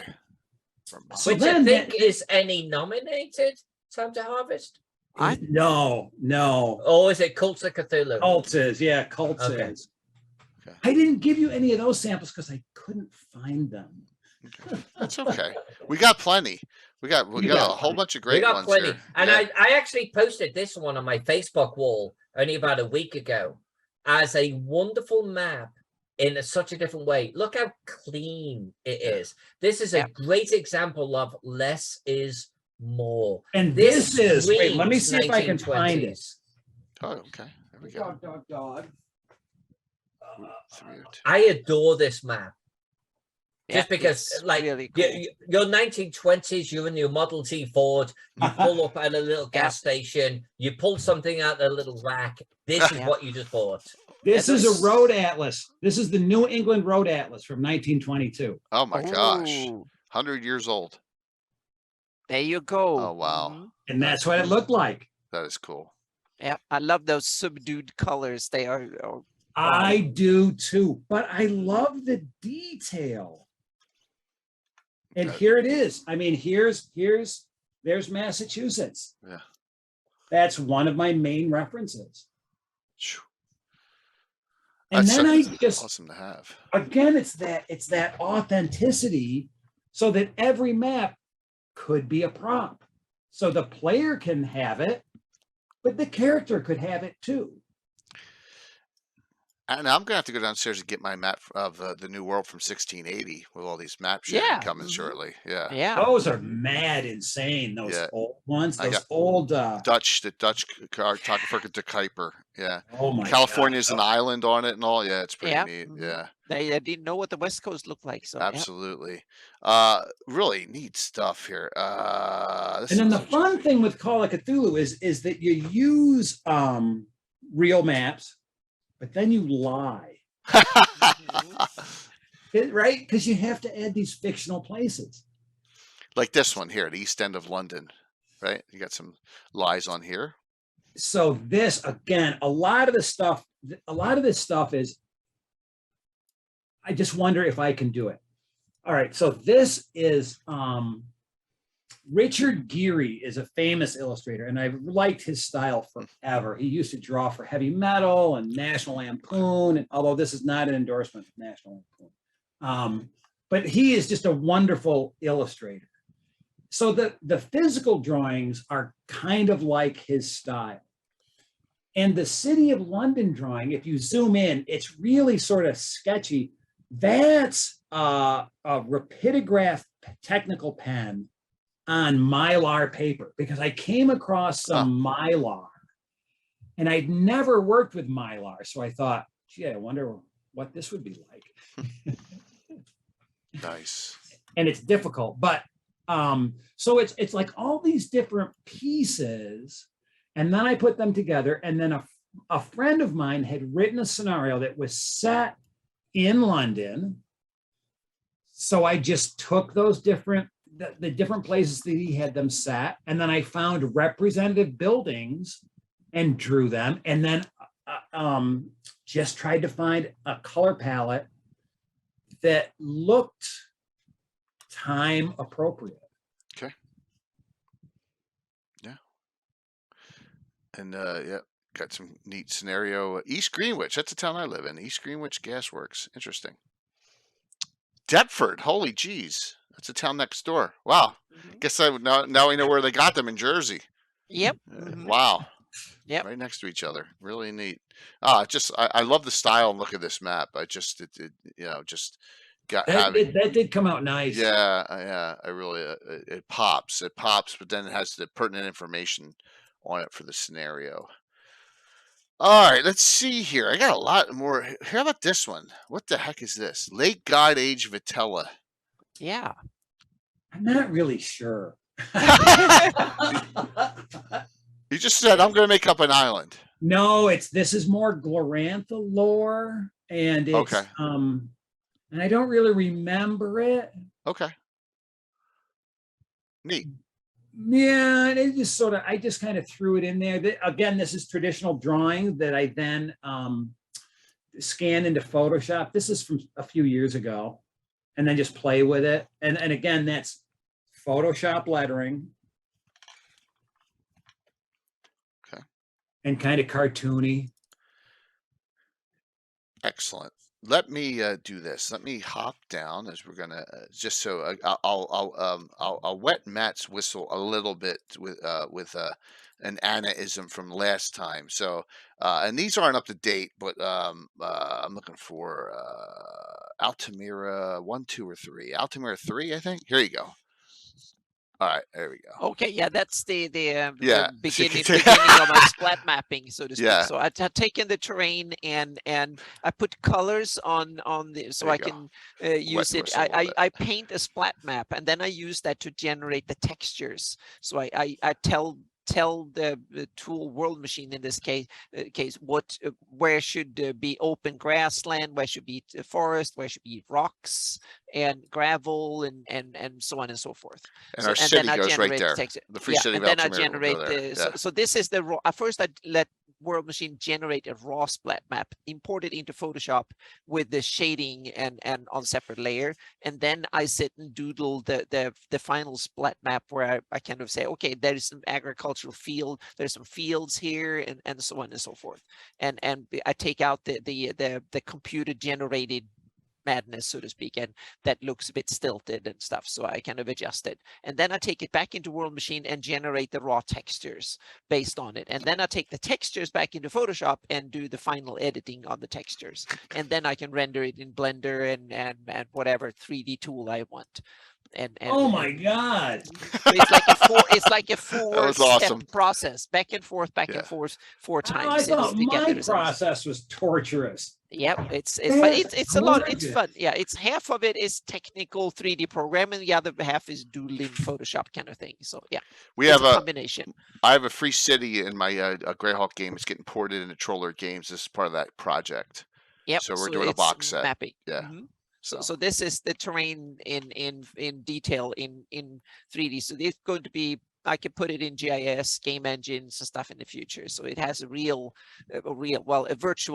3D terrain, so to speak. So it's a 3D modeled terrain and all that. So yeah, and there will be buildings and trees, knobs and stuff like that on it. So What? eventually. How are you going to do buildings? Or buildings, it will be buildings will be a 2-step depending on the scale. If you look at it from this distance, I just make little bumps on the Right. height map, so they just stick up as many floors as needed, so to speak, and that works from a distance. But you can also, in Blender and stuff, you can replace those little knobs because you have the placement from masking map. You can actually replace them with 3D models of the buildings if you want to, for scale up, so to speak. I have friends that do 3D buildings, so that's a possibility for future. We will not need it for the maps for the Altamira box set, but in the future, Right. it might be possible to do it. Yeah. In the future, you'll be able to zoom in from this, go in, there'll be a building, go in through the chimney, go in, out the chimney, there'll be a living room. Mhm. You'll see If the you put family it in game zoom engine, you Eventually, can yeah. definitely do it. Yeah, in game engine. So I want to do the basic data that you can then use in a game engine, and that's why you do a splat map, because I can do it for my initial texturing, and I can also import this splat map into a game engine and tell where and let like Unreal or Unity place all the trees and bushes and stuff according to the splat map, and that way I get them to match my map that I'm working with. So it's a lot of thought, that it's a lot of process going into it, so to speak. Wow. So it's way more than an illustration. That's why I'm Yeah. trying to Yeah, it convey to is. a lot It's of people. way Yeah. more than an illustration. And we'll have regular city maps and maps of buildings and stuff like that as well. We'll have a whole, but this is the terrain. 20 terrain, miles, 20 miles in each direction, roughly, Anna, is what we're going to be around the city. Yeah, so I'm going Yeah. to do a big render of this at 5 feet per pixel in resolution. So 1 pixel will be 5 feet in render resolution. Oh And my God. Yeah, so I will render probably about 20 by 20 miles or something like that, a little bit more maybe, and render that in full resolution. So it would be like 25, 30,000 pixels on this gonna on be the awesome. side, so to speak, and then I'll hand edit this flat map, bring it back into World Machine, and render again to get the textures. And then the textures, the raw textures, are programmed in World Machine, and then I take it out and do final edit on the textures. And the result can look really, really cool. It looks like an aerial photo or satellite photo. That is cool. Yep. And it'll all be in our full box set, so we'll have the detail on it. We'll have, there'll be locations outside the city too. It's going to be great. We're excited. Yeah, so you get Really the excited about 3D views and stuff like that Yeah. of the sea. You can see it from any angle. You can put like Right. landscape photography and stuff like that if you want to post a map of a sunset over the area and stuff like that. So you can do a lot of cool stuff afterwards with it. That's impressive. Thank True. you. Yep. Really, really That's super. I don't even know if I can wrap my brain around it. So Alyssa's working with Luke Gygax, Yeah. right? Here's a regional map for Shintufi, correct? Yeah, so Luke Gygax a couple of months ago correctly funded. I sound like a robot. But he funded on Kickstarter the Heart of Shintufi. I'm doing 2 maps for him. We're going to see both of the work in progresses today. Both are going to be fully colored. And Anna, Matt, you can't really sort of see in the zoom here very well, but hopefully everyone can get an idea zoomed in. This particular one is the regional map. This shows Shintufi, the city. But this is more of a bird's eye, semi-isometric sort of kind of view, Lord of the Rings style. I like this. Who drew this? Me. I wouldn't show if someone else drew it. Height up in appropriate behavior, sir. Jay, please zoom in. To that? Yeah. Oh my God, Alyssa, that's fantastic. So this is I love ink work. So I'm doing ink work here. The whole thing is ink coloring right now. Wait. No, I have to ask questions. Go for it. Yeah, go. Please. Is this traditional or is this digital drawing? Traditional digital. And I say that because I am drawing digitally. I'm using a stylus and I am exactly what Anna's showing on the screen right now. And I am drawing it in Photoshop, every pen stroke. And I try to pick pen tools that emulate ink pens. Oh my God, I just want to talk to you in detail about some of this shit. You should come on when we sit and doodle for 2 hours. He's going to be with us, Anna. We're going to I want to know specifically. So I just bought a drawing tablet, that I can draw right on a screen, a third monitor, and which you two have been using, right? So I had a Wacom tablet, but it was one of these draw down here and look up here. Yep. I have one of them too. And I could do some work there, and I didn't know, is it going to be a huge leap if I can draw right on the monitor? It's huge. It's unbelievably huge. I've had one for like 2 weeks, and I just thought, holy shit, what was I waiting? It's mind blowing. Yeah, but you can. I mean, one of the reasons for that RuneQuest map that I did it traditionally is because I couldn't get an organic line with the Wacom tablet. No, you can get the organic pen strokes digitally with the power of a Control-Z undo, undo layering, and a little bit of erasing if you need to. I love it. It will free your creative mind. For me, it came back around 12 years ago. And it was when I was working with Cobalt Publishing a lot, and I needed to draw for them. And I actually got it for a coloring project for them, something I drew traditionally on paper. But once I had the Wacom, I started to draw on the Wacom, because being able to directly connect your pen to the digital paper just frees you up. But what I didn't expect is now you can experiment Frank, thank you. safely safely. hmm And you Facing can map. you can go, this is good, but I don't need this. Yep. This is good, but like get rid of Yeah. that half. Yeah, and or also I need to blend bring in this modes. bit. Thank you. Blend Right. modes. Well, and you have the in- filters yeah. and everything else. Mhm. But it's like from a free form drawing perspective. Yep. It was giveaways, everyone. liberating. Yeah. And I Yep. promise you, it will double your creative power. I promise you. That is a fantastic piece of work. And I can't wait until you start laying down colors and shading. And I have colors and shading going on right now. I just didn't want to show them, I understand. because it's early stages. I understand. But the color will just like pop your brain. It will just make this whole, because in the coloring we do the shadows, the depth of height, and so on and so forth. There'll be like Shantufi is a very dry, arid area, so you'll get a sense of that. So the east of the mountains is all the blight and lava and like shit like that, and you'll see that in color. You'll see that in texture, and it will look glorious. It'll look absolutely big and beautiful. Jay, actually, if you could zoom in on some of the buildings, though, zoom in on some of the settlements. Oh, okay. Yeah, so every single one is different. Every looking. single settlement is different on this map. I Choose one. Did There's I, one did up I give there. you an early iteration? Maybe No, There's one up there. yeah, I There's see one this up one there. up top. Right. Yeah, Go I for it, gave go you for an it. early iteration. Okay. I've actually got about 6, 7 settlements on this map. Yeah, but They're zoom all in. different. That looks. They're all super different. And I've got little, well, There you go. You see a little statue out front and shit. Yeah, there you go. That's awesome. So good. Mhm. Can we go look at trees? You know, trees. Oh yeah, are, there's trees. There's trees on trees this are map. funny because trees are easy to draw and can be difficult to draw. Yeah.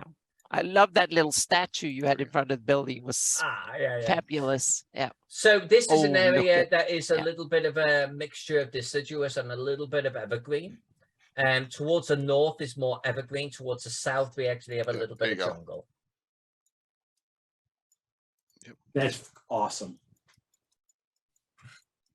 You got your jungle down here. Nice. I actually have a guide on my YouTube channel that shows how to draw trees because I love drawing trees. I do too. I do too. I cheat. I make knobs in the terrain that pops up. And then I texture them a lot too. So yeah. Here is the Fine. city Oh, being sweet. worked on. All right. Oh, So yeah. this is the second map I'm doing for Luke. This is a so here okay. So guys, little bit of inside info. Luke funds on this Kickstarter about 2 or 3 months ago. I know I'm a stretch goal for it, and he contacts me about 3 weeks ago, and he wants to draw a city of 1 million people. Huh. And I'm like, okay, so when is the release date? And it's August 15th. So, Luke, we're not going to be able to draw a city of 1 million people in that time. So here's what we can do. I did something for Chaosium recently called the Rivers of London. That was all of the road system with points of interest on the map. So you get this sense of scale with your main POIs, and then that's it. And at a future point, Luke wants to work with me, and we're going to draw 3 districts of Santufi, adding up to 1 million people, which would be a great project. It'll take a full year. I hope we can do it. Oh my Okay. God, it's gonna be exciting. But this, in the meantime, is what we're coming up with. Points I'm of doing interest. this semi-isometric view, and I have POIs on here matching the descriptions of the key buildings in those locations. Right, I'm and gonna- they're like out of scale and a little bigger, and it's like a tourist Exactly. map. And I'll get Yes. all of the main roads Great idea. drawn in. Yep. And I'll get a proper, this whole thing will be fully colored as well. And we'll get all of the roads in here. I'll get little canals in here. And you can zoom in on any yeah. of these buildings or towers. And there's little details on Oh, I every love. Look, I love them. I single love one. them. Yep. Yep. Look at that. Okay, There's a wait. little Look, I'm crane just right here. wait. Go back to the left a little bit, please. Whoops, Jay. sorry. Sorry about that. Up top And here? there's the actual no, Isle okay. of the Rock. Okay. Too. Oh, here. All right, I'm gonna. Okay, That's That's it. awesome. I'm gonna ask you specifics now. How do you Yes, draw sir. those upside down table shapes? Is that freehand with a brush, or did you use a No, pen? all of this is and then freehand. All stroke of this the is pen. freehand. All It's of this all is freehand. freehand. Everything on this map is freehand. That's fantastic. Go down to the bottom left of where you're at right now, Jay. No, go to the left right now. Oh, I really like the break in the There? line there of that coast.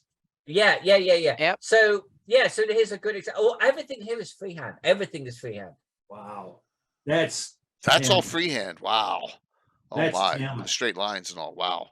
fantastic. Well, and you That have is to so remember cool. too, with Photoshop freehand, Yeah, you that's can right. That's hold right. shift, Interpret, yeah. drag. Yep. It's a Right, straight right. line. That's right.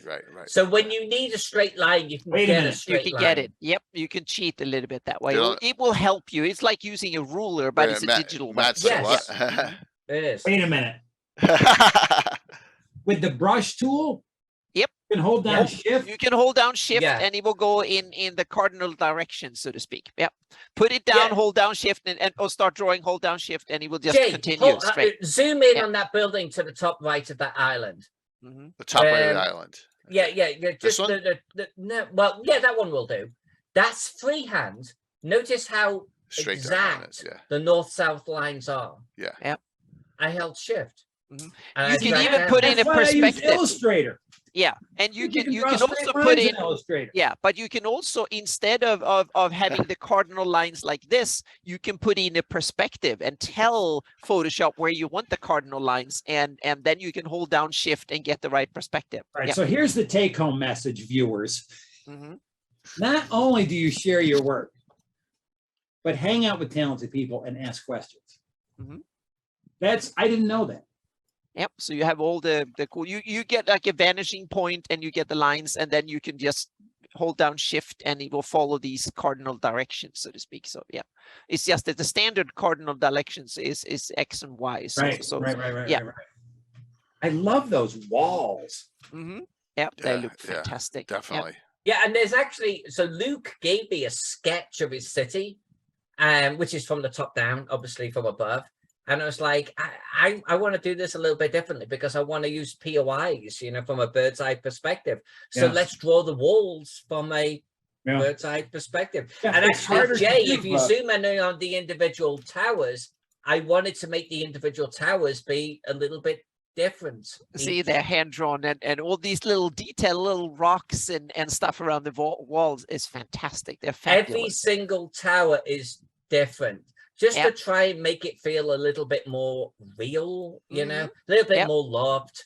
Like Yep. there's like And when you even do a lot detail- of copy paste, you lose Yeah. the soul of Oh the yeah, map, you I have feel. and it's so cool. Even the walls themselves had little nooks and little kind of details on them. So yeah, It's awesome. and it's not even done yet. So there's No, plenty and more to do. Two so, works No, in no, progress here. This is the whip. Yeah. Mhm. Two whip, works in yep. progress. Couldn't you just spend all day doing this? Well, Oh, God, that's yes. that's what I do. That's Yep. kind of what we do, right? Yep. Mhm. No, if what only it show- someone would pay me 200,000 a year to do it. Yeah, that Jay, should you show Matt some heraldry? Yep. yeah, Oh, let's yeah, yeah, oh, really, yeah. really quick. Yeah, Just so really, really quick. we're gonna let me Whole open up the different space here. perspective of maps right now. Yeah, Yeah. because I Yeah. have heraldry on my map, and I wanted to start a project. What do the shields actually? Meaning, this is simple Real vector shields. heraldry that Yeah. I've had on my map for 20 years. But I wanted to do, what do these shields look like in reality? If you see it on the battlefield, I wanted like a handout that the players encounter an NPC, and he has a shield that looks like this. You want, And that was when we go with the whatever. Vecna ones since Oh, yeah, start since with the Vecna they're so ones. trendy. Yeah, so then I started to create the shields, what they actually look like, textured and shaped and so on and so forth. So it's Photoshop wizardry. I was just going to ask. It's Photoshop wizardry. It's blend modes and stuff like that in Photoshop. So this is based on the Wizard of the Coast 5th edition Vecna design, so to speak. So I stole the design and use Photoshop wizardry. The design is never displayed fully, so I just had to assume the rest, so to speak. And then if And- she finds Yeah, if you find an old one, Oh, here's that's if nice. that's if you find an old one, so to speak. So yeah, ancient one buried or something yeah, like that. that is rusty and eroded and stuff. And then I have some other ones that's Vecna cult back in the day, so to speak. And then the same shield, if you find it, that is 500 years old, what it looks like, a magical shield that has been sitting away in a treasure mound somewhere or something like that. So I made all my 400 shields that I've had developed for Greyhawk. They're all made to look like this now. So my patrons I've got is that's a Vecna cult shield, so to speak, that is made to look scary and over the top, Wow, kind of that looks psychedelic. great. Kind of, yeah. So the design of the hand and the eye, that's not my design. I've copied the idea of that design and then used Photoshop magic to include it in. Yeah. And Anna taught me enough just so that I'm I gave you the template just for it, so, dangerous yeah. enough. Mhm. Like I have my Free City of Altamira Bounty Hunters Yeah. Guild. Mhm. You know, this So is, and it is yeah. this is so cool because this is just blend mode. I Yeah. bought the shield as basic clip art, basically. Buy it Anna, for I loved $5. the rust on that. I love the rust. Oh yeah, the Jake- rust is the great. rust Jake, is go Those back are one. Yeah. those are new neural filters That one is fantastic. Go back Thank a you. couple more. yeah, There- it's neural filters that are Wait, new effects in hold on one second. Photoshop. Yeah, Yeah. go one more, Jay. Yeah, Yeah. I took it off. 1 sec, I got it here. Vecna, this one, and, Oh then my this one. God, that is so good. Yeah, Yeah, there's that, two. no, they're And all those good. are Yeah, are they're based so on realistic. you take the basic shield and that one is textured, and then you use blend modes, and in order to get that effect of old and scarred and rusty and all that, that's blend neural filter. You take the thing and you put it through a couple of neural filters, and then you blend it and some camera raw, adjust the colors, and voila, you're done. So it's more like photo This editing. is the one. This Yeah. is the one that I love, the solid black on that. I Yeah. love it. So it's texture, and you put a black color and blend mode overlay, and you're done. Yeah. And And- you've and done taking it to- 400 of these? Oh yeah, I've done 400 of them. Yep. I can give it to my It's a patrons. little- all of the yes, shields. yes, That's been my absolutely. side project. They take like between 10 minutes and half an hour to do each of them, and because it's based on a template, so you just keep doing it. And I've done 400 Anna, now. we've spoken about this. Yeah. It's not 10 minutes. It's 10 days to 20 days. Yes, exactly. Well, on. yeah, but we We've saw spoken live. about I had this. to, one of them I needed a goat that looked specific, and I didn't have the goat, but I had bought a collection of heraldry clip art. So I I spent, think I saw you talk. I think I saw spent that like one. 45 minutes to tweak an old goat to look different. so She to bought speak, an actual goat from a farmer's market. no, and she that's what started to- Fear is doing. He buys a literal goat and Here's kills it in the another- backyard and takes the skin and all that. So yeah. Yeah, here's So I love here's the another one. texturing on these, though. The, Yeah. the texture effect really comes through. Yeah, but Mhm. the texture is simple because I bought the shield stock art, so to speak. Stop So doing that! Stop doing No, that! but No, I it's want not to- simple. No, that's no. very simple. So it's basically you have the basic shield that just look like steel gray with the texture that looks like real steel with the shading on Another it. one. And There's then another one. what I do is, and That I was just a nice one. I like this. This Yeah, one's a favorite. and I of wanted mine. and what you need to use is a lot of camera raw. So it's very much like photo editing, because these are supposed to look real. So shininess, how metally they are and stuff like that, and the texture work. So this is, I actually used a lot of my photography skills. That's one of my main hobbies, is landscape and wildlife photography and aviation photography and stuff. So this is very much camera work, so to speak, or like post processing. So that was something I wanted to use. So I'm going to put together a heraldry compendium this fall. But and I did a few tests. I liked it, and so then became a kind of a side gig to do it. So I've done tons of heraldry for my own campaign and for the Greyhawk campaign in general. So yeah. Some neat stuff. Yep, It's and super this, cool. yeah. So and this is a design that was in one of in Elmore's drawing of the Inn of the Welcome Wench in Hamlet.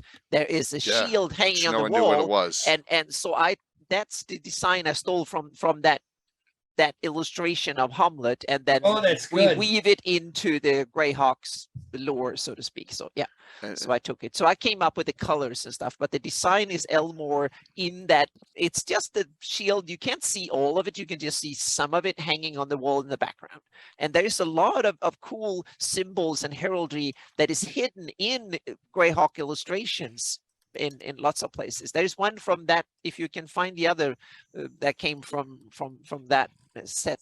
There's one there that was on the Adventure Begins. So it's, yeah, it's, and that's an example that you can, cartography kind of flows over into other stuff. Fantasy cartography, heraldry is one obvious kind of crossover that you can love to have on your maps and dig into. So yeah. And also, so Anna will make fun stuff too. This is Alyssa played in the game with Ed Greenwood. This is his adventuring group. They have their own heraldry. So there we go. 2 drink Oh yeah, minimum. the 2 drink minimum. Yeah. Yeah. So we have fun heraldry like Yeah. that, and then we have And again, those Yeah. cups, mugs are stock art, and then taken through a couple of filters in Photoshop, so not difficult. always That's cool. Always is not difficult, but it's just it comes out and it looks great. So we got a few.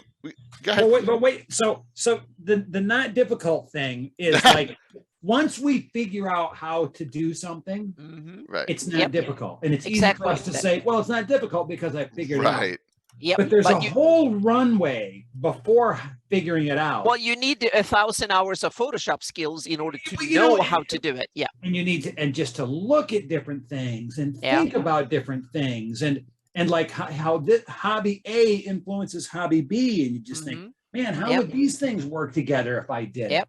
Yeah, absolutely. It's it's like anything. Thank you, Matt. Yeah. Exactly. Anna, you sell yourself short there. I mean, Because it's there's not only many simple people on because the we figured it out. planet who can do what you do, and you're like, oh, this is simple.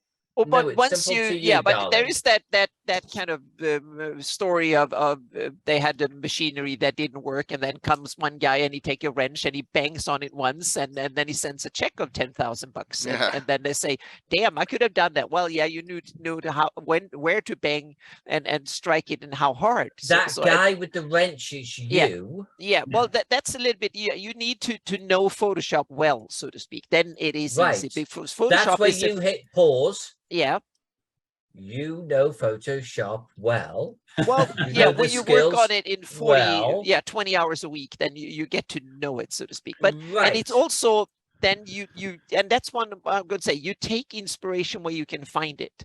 And I Yes. think this is really important for many. For me, it's hiking, landscape photography, geology, biology, and stuff like that. That is really important to understand how the real world works from politics to geology, and then try to figure out, when you visualize a fantasy world, how do demography work? How do tectonics and if you have the plate tectonics, but the fantasy version, what kind of landscape will that bring? And a demonic invasion, is that like some sort of weird climate change that kind of screw things up? And then you have to figure out how that how vegetation behaves in a fantasy situation and stuff. So real world inspiration is, I think, is key, and then you twist it a bit, so to speak, that and enhance it a bit. Speaking of modern, I want to show one of Matt's modern looking maps here. Yep. Oh, this is Ooh. awesome. Yeah. Okay, so when was the last Necronomicon or what is it? Providence. So there's the Necronomicon in Providence. It was happening every 2 years, but it shifted from the pandemic. And Mike Mason asked me if I would do the map of a famous hotel, the Biltmore Hotel. So I started to design the Biltmore as the Biltmore, right? And Yeah. I've been in the Biltmore, and I can look up floor plans of the Biltmore. But we didn't want to go through the process of actually getting permission to use the Biltmore.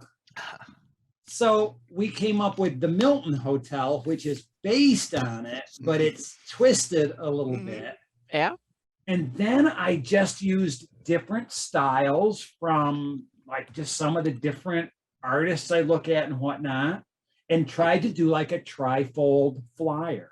Yeah. Yeah, that's It's awesome. It looks like a real prospect for a hotel. Yeah, it was fun. It came out Yeah. nice. And even the name, meaning Provincent Milton Hotel, it's awesome. Yeah. What Milton. what's is this like present day for Cthulhu, or is it like Yeah, 60s, what's the or story? what's the Yeah, time what's frame the- on this one? I don't remember. Okay. It's probably classic, so it's probably in the 20s. 20s, but the building- 20s, Yeah. okay. You know, Yeah, oh, I it's- know it was because I had to research air conditioning, which is funny. We're here in the middle of a heat wave in the Northeast. Yep. Mhm. But I had to research air conditioning because the evil monster turns into gaseous form and moves through the air The conditioning ducks. vents. Nice. So So did I had they to ha- first figure out if there was air conditioning in the 30s.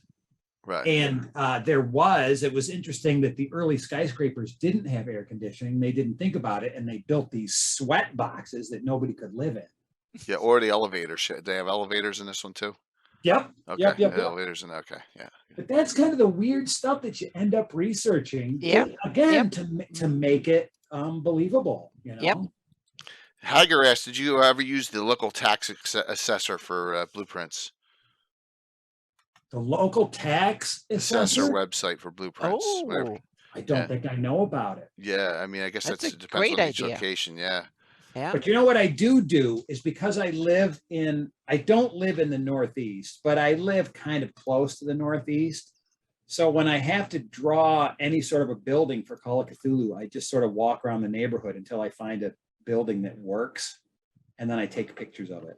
Cool. That's the beauty of big city. You have lots of samples. So yeah. Yes. I've got lots of sample architecture. And if I take the picture, then I can do whatever I want with it. Yeah. And we got this one. I like this one. Oh This is yes. an early, this is an early simple map. Again, this is all Inkscape. Uh-huh.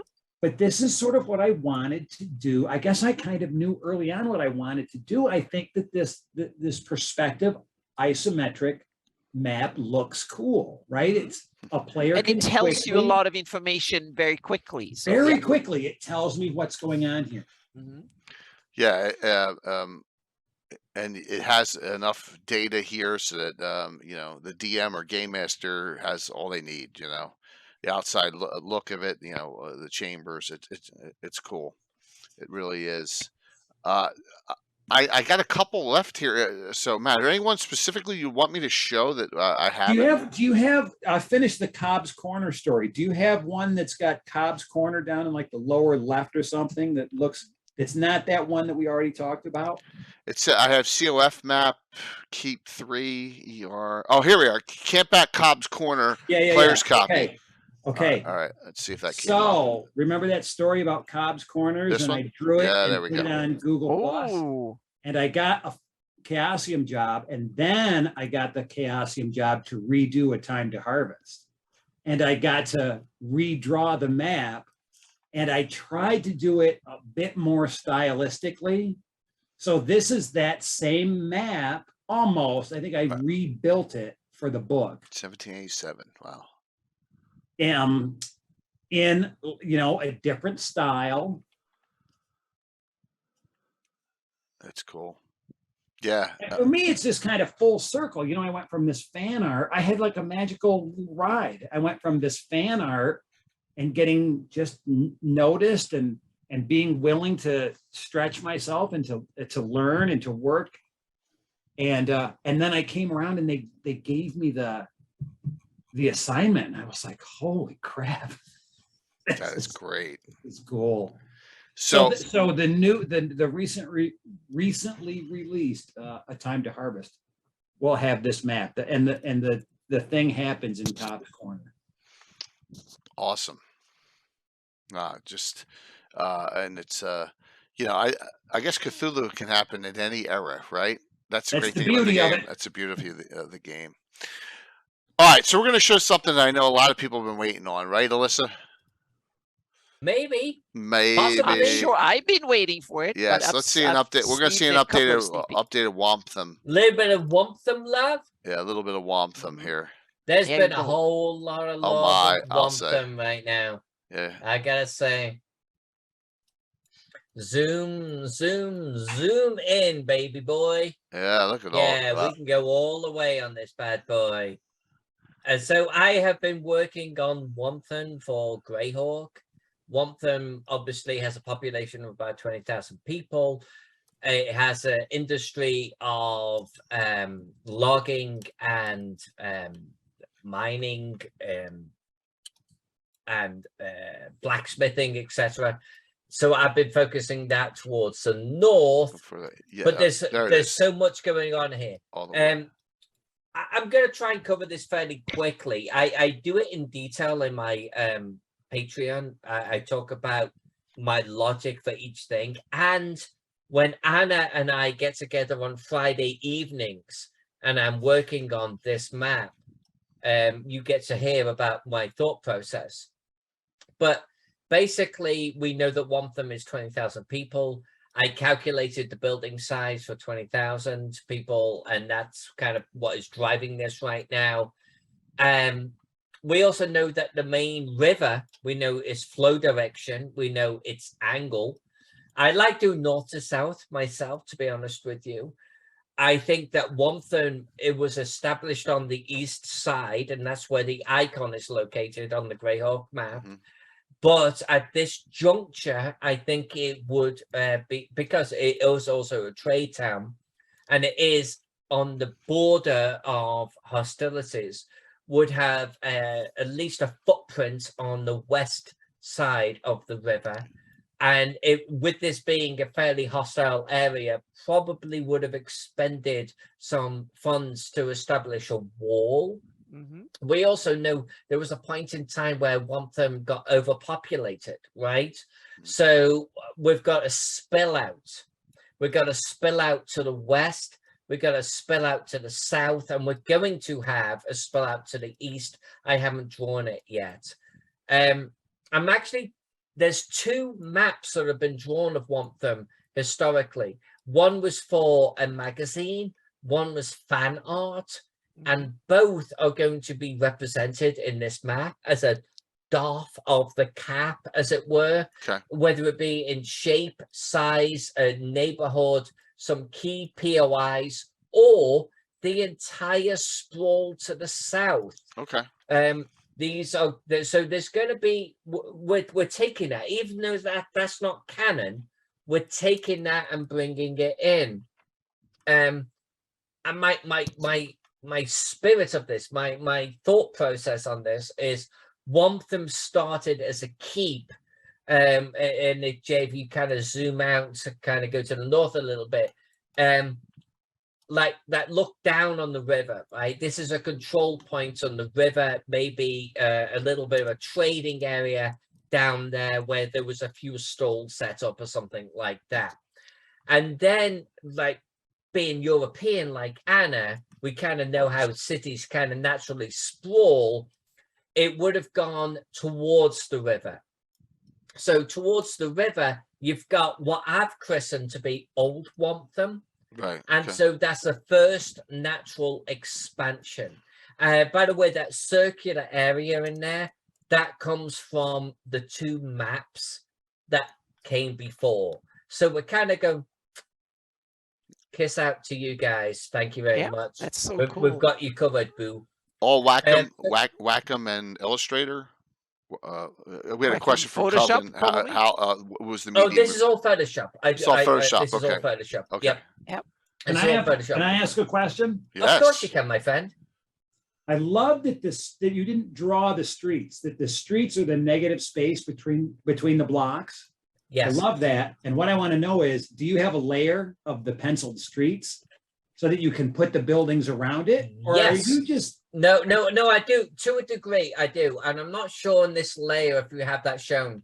On the major streets, and I do this in my tutorials on YouTube, on the major streets, I'll actually do a trace layer on a different layer. It's like a pencil line. but everything on the alleyways, like everything on the screen right here, Yeah, that's just a fill. Yeah, you can see them. I love that. Mostly I'm asking you that because I want to try to understand the way you think when you work. It fascinates me the way Matt, that I will artists share. think. I will share with you anytime, my friend. I got no problem with it. There's a lot of just the fill. I fill in space, and that space might be the pencil area. Mhm. But what I don't fill it with solid buildings. I fill it with buildings that have little gaps between them, and you can see that all over this map. I kind of what I wanted to do was, so there's a east to west main road, and that's been captured here. I felt like that would go through Old Town. That Yes. is the main transport route. But if you look at the Greyhawk map, there is a north-south or south to north Right. road as well. And thank you so much for your help on this, because I never would have got this far without you, my girl. I didn't want to Wow. bring the north-south road through Old Town as well. I thought, wouldn't it be cool if the north-south road was actually came in afterwards? Mhm. It was once a town became a city, like this other road came into, because that's following the river. To Mhm. me, that would be like the river's carrying the trade. Why is there a road here? We don't give a shit about this road. Mhm. Like the road will come afterwards, right? Mhm. So the road, once it's in, is now after Old Town got built. So I loved the concept of this north-south road, like coming in to town, and you could see Old Town to your right, and the walls going up to your right-hand side right there. Like I can visualize that. So I actually put the north-south road to slightly outside of Old Town, but the actual market district is in Old Town and outside of Old Town. It kind of spills between them, and it's near the river. Kind of, I'm trying to think about like where the marketplace would be. And then towards the northeast of the original Wantham, Jay, if you zoom in, what that area is like Wantham has like a garrison. It has a military fortification here. And so I wanted you to know there was an army here. I wanted you to know there was a garrison I here. can see some cool Roman inspiration there. That Yeah, are could so you? cool. Can It's you awesome. go, darling? Yes, it's so awesome. It's oh wow. Yep. Yeah, Mhm. it's beautiful. And so what I wanted to do here is I wanted to, military to me means precision. It means Mhm. there's planning. Mhm. And so all of the buildings have like this uniform laid out, organization to it. There is a path up into the city itself, but I wanted you to look at this and feel military, because that's what this district is about. And then Jay, if you go slightly towards the northwest there, there's two things I wanted to invoke, because when Anna and I last mapped together, and we do it Friday night, folks. Anna and I actually work on this shit together. Someone in the chat said it needs to have an elven influence and a dwarven influence. And I think that honestly, a lot of this came from Anna. But it is like that's the heart of Wantham, right? Before the humans got here and overtalk and doing what humans do. So this is not an elven town. This is not a dwarven town. But let's have a homage to them. Yeah. So to the middle of the screen towards the left, you can see we actually have almost an ambassador area where we have a little bit of a tree city going on. I think that would look fun colored in. But can you also imagine this is towards the north where the industry is at? Like the humans have gone, yeah, okay, you can be up there because we don't need that land. Yep. Mhm. And I love that. So that will be one, that not the only one, but that will be one of the elven influences. I want to have that little touch on the Perfect. map, right? It's so Where you cool. just you just feel elf.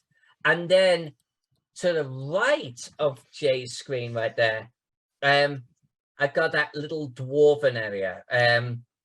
It's a fortification. We've got a dwarven statue standing on top with his shield. Oh, And, that's so cool. Yeah. Right, and it feels a little bit more military-like, right? We'll have a couple of them, and I'm probably going to have some like caves going into the hills and things like that too, elsewhere on the map. But get a little bit of that old school elven and dwarven feel in here. It's awesome. Getting there. Yeah. That's so So fantastic. cool. It's getting Yep. there. I think it's going to be great. This is all black and white. It's going to be fully colored. My maps in color look chef's kiss. They really do. But this is going to kick ass. We'll be done with this in the next month. Wow, that's fantastic. Looking forward to it. Valmoko said the army in Iron is divided into legions, so Roman military architecture is perfect. Oh, there you go. Nice. Excellent. Yeah. Excellent. Now what I'm probably going to, by the way, just so everyone knows, please. Yep. I'm going to give a color version of this and the black and white version out on my Patreon. Yep. But the actual public like unveiling of this is going to be on Greyhawk Online, just so everyone knows. Yeah, no problem. So watch out for that. It will be on there first. Yep. Awesome. And I posted a link in chat. So Matt, and I'm going to posted it in the Zoom chat, a link to my new generation of Greyhawk maps, and I'm going to post the same link in the. We looked at it on a previous mapping show, so I'm not going to go into detail. I just wanted to show Matt in easy zoom what an area that is 15 by 15 miles, what it actually looks like, and it's uploaded in easy zoom, so you can actually look and see it. It's each pixel is 5 feet. So yeah. Very, very cool. My God. Oh yeah, man. And you want to talk it about has some you want to talk about space? You know, and that's basically hundreds the technique. The Altamira map would be this kind hey, of quality. Christine. Yeah. See you in 2 nights. Sunday night. Sunday night for our great Crafters Creative Jam. Yep. Yeah, cannot wait. So I know we're very close to time, you know, and I always like to not hold guests super long. So Matt, what anything you'd like to say in closing, or anything else you please, if you want to What shout, are you working on, what do you Matt? shout What are out you doing? stuff. Exactly. What's up? Yep. I'm working on Arkham, right? I'm doing that right now. I'm doing the two in specifics. I'm doing the 2D Arkham outskirts, and I'm just finishing up the main rivers and the squiggly rivers, and I've added some forest pattern. And then when my brain gets full of the digital work, I'm doing the sort of specific maps traditionally in my sketchbook, and like things sort of just like this. Oh, cool. Ooh, And then I'll scan and paint those in Photoshop. So I like to jump back and forth between the digital stuff and then the traditional stuff. For me, I use a straight edge, but I can just be looser. It doesn't require all that concentration. If I had any parting words, I don't know, man. I would just think that You had fun. Have fun on this discussion. Yeah. I mean, thanks again for asking me. This is the first time I've done anything like this. Awesome. It was really fun. You all are really, really talented. And Can we get you on our show? Like, Exactly, Can we we get need you as to. our working sessions on Fridays? on our live session Friday free on a evening. Friday. So, yeah, we need Can we- to get you on Off- sitting there. Off nights from Fantasy Map. That's a Show. yeah. Yeah. That's a yes. okay, Yeah. wait. And here's the other thing I want to know. You guys game together. Is It that right? happens. No. Yep. Well, not often enough, but we need to. So Yeah. Anna plays in my. I have a special group where Ed Greenwood plays. That Anna plays in that regularly. It's every couple months. It's, on Saturday nights. I usually throw a special guest in. Alyssa was the last special guest on that.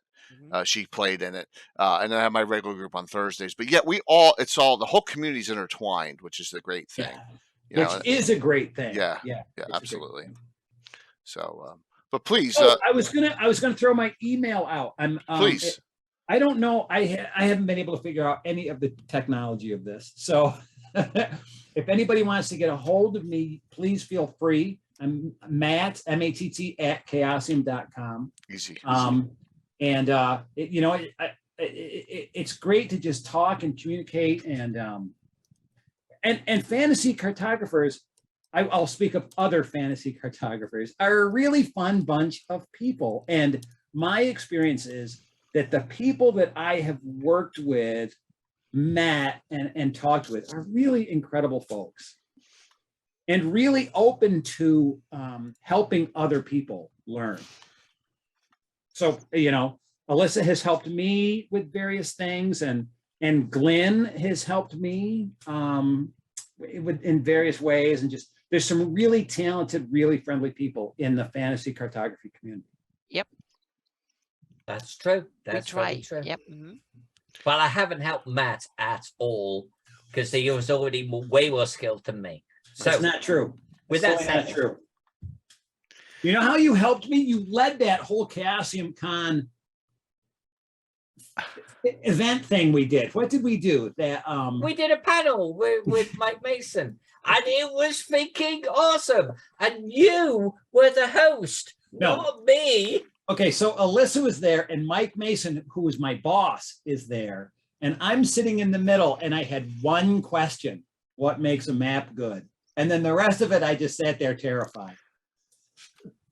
That's not true, but You very flowed great tonight, though. So you're Yeah, right. it was This awesome. was awesome. This is fantastic so great to discussion have he's tonight. also Yeah. good. When Now we when, all want to play Cthulhu. yeah, when I don't have to talk during Oh, these, yeah. it's great. So yeah, absolutely. These We'll, are we'll have to get Anna on a Call of Cthulhu. You know what? We'll have to do a Call of Cthulhu. Yeah. And we'll have to get Jay, Anna, and Matt. I'll run Maybe it. a couple of other. I'll, And we'll do a Call of Cthulhu. And Matt has just said he'll run it. I'll stream it. Cool. Yep. All right. Awesome. We should do it, right? We should Yeah, do it. I'm in. We should even get we could, depending on how many players you want, I could get a couple other ones as well. I mean, can you imagine Tim playing Call of Cthulhu, Anna? If I can play, he can play. That'd Let's be do it. awesome. Let's do All right. it. Okay. Yep. Yeah, we can do that. That'd be awesome. It'd be really cool. Yeah. Because I really, Alyssa really did not beat us up pretty that day, the Sunday of Gary Con. I thought we were all going to die, and we didn't have any deaths, right? That adventure we ran, I was didn't, surprised. I was But shocked. I like to run a story-driven game, and Yeah. if the players play smart, I'm not going to punish them for Yep. being intelligent. You guys approached it smart. There was a little bit of a sand loss. There were a lot of people sitting around the table going, "What?"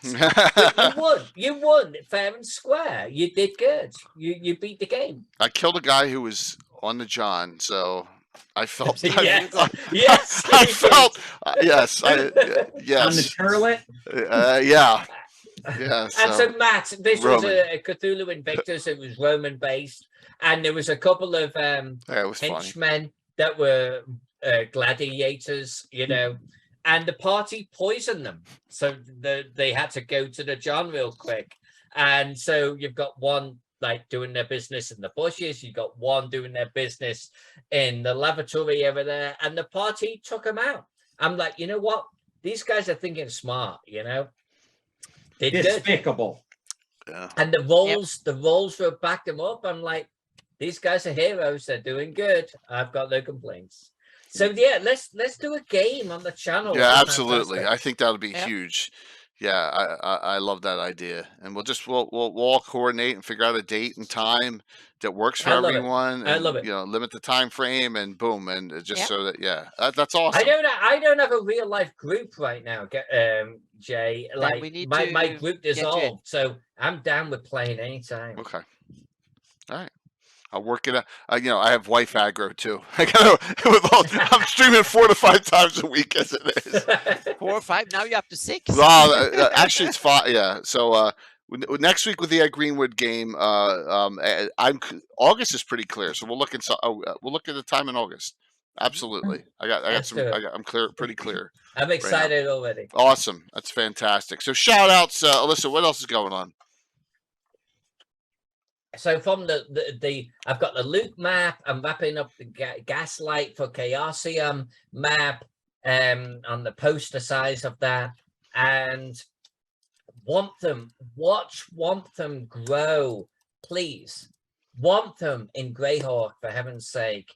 You're going to see a lot of me working with Anna on Friday nights when we're not streaming together on the Fantasy Mapping Show.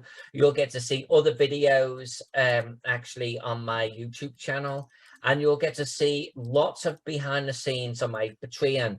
And don't forget, on my Patreon, I hate being a salesman. God damn, I hate it. That's But all right. on my Patreon, you will get a fully colored version of one of them. And honestly, too, if you just even interact with me on my Patreon or on my YouTube, you give me ideas about what should be in there, I intake them all. Those are my 3 big ones right now. Gaslight London, Luke Gygax's Centufi, which is, honestly, I'm drawing for Luke Gygax. He's the captain as far as I'm concerned. And we've got Wobtham itself. I mean, that's this quarter's Greyhawk map. And every quarter, we're going to do a new Greyhawk city map. I feel like I've got a great, exciting, like, repertoire going on. Oh right yeah. now.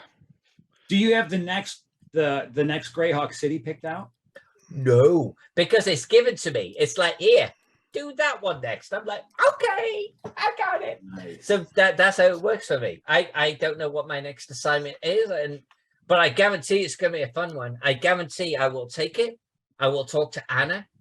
She will tell me exactly the heart and the pulse of this place, and we will inject so much soul into this map that I guarantee that Greyhawk fans' freaking heads will spin. I know 'cause which one I that's want. what I do with cartography.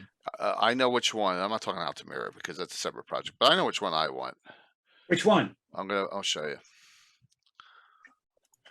Because I don't know enough about it, Anna, and it's like, what goes on here? How did it get named?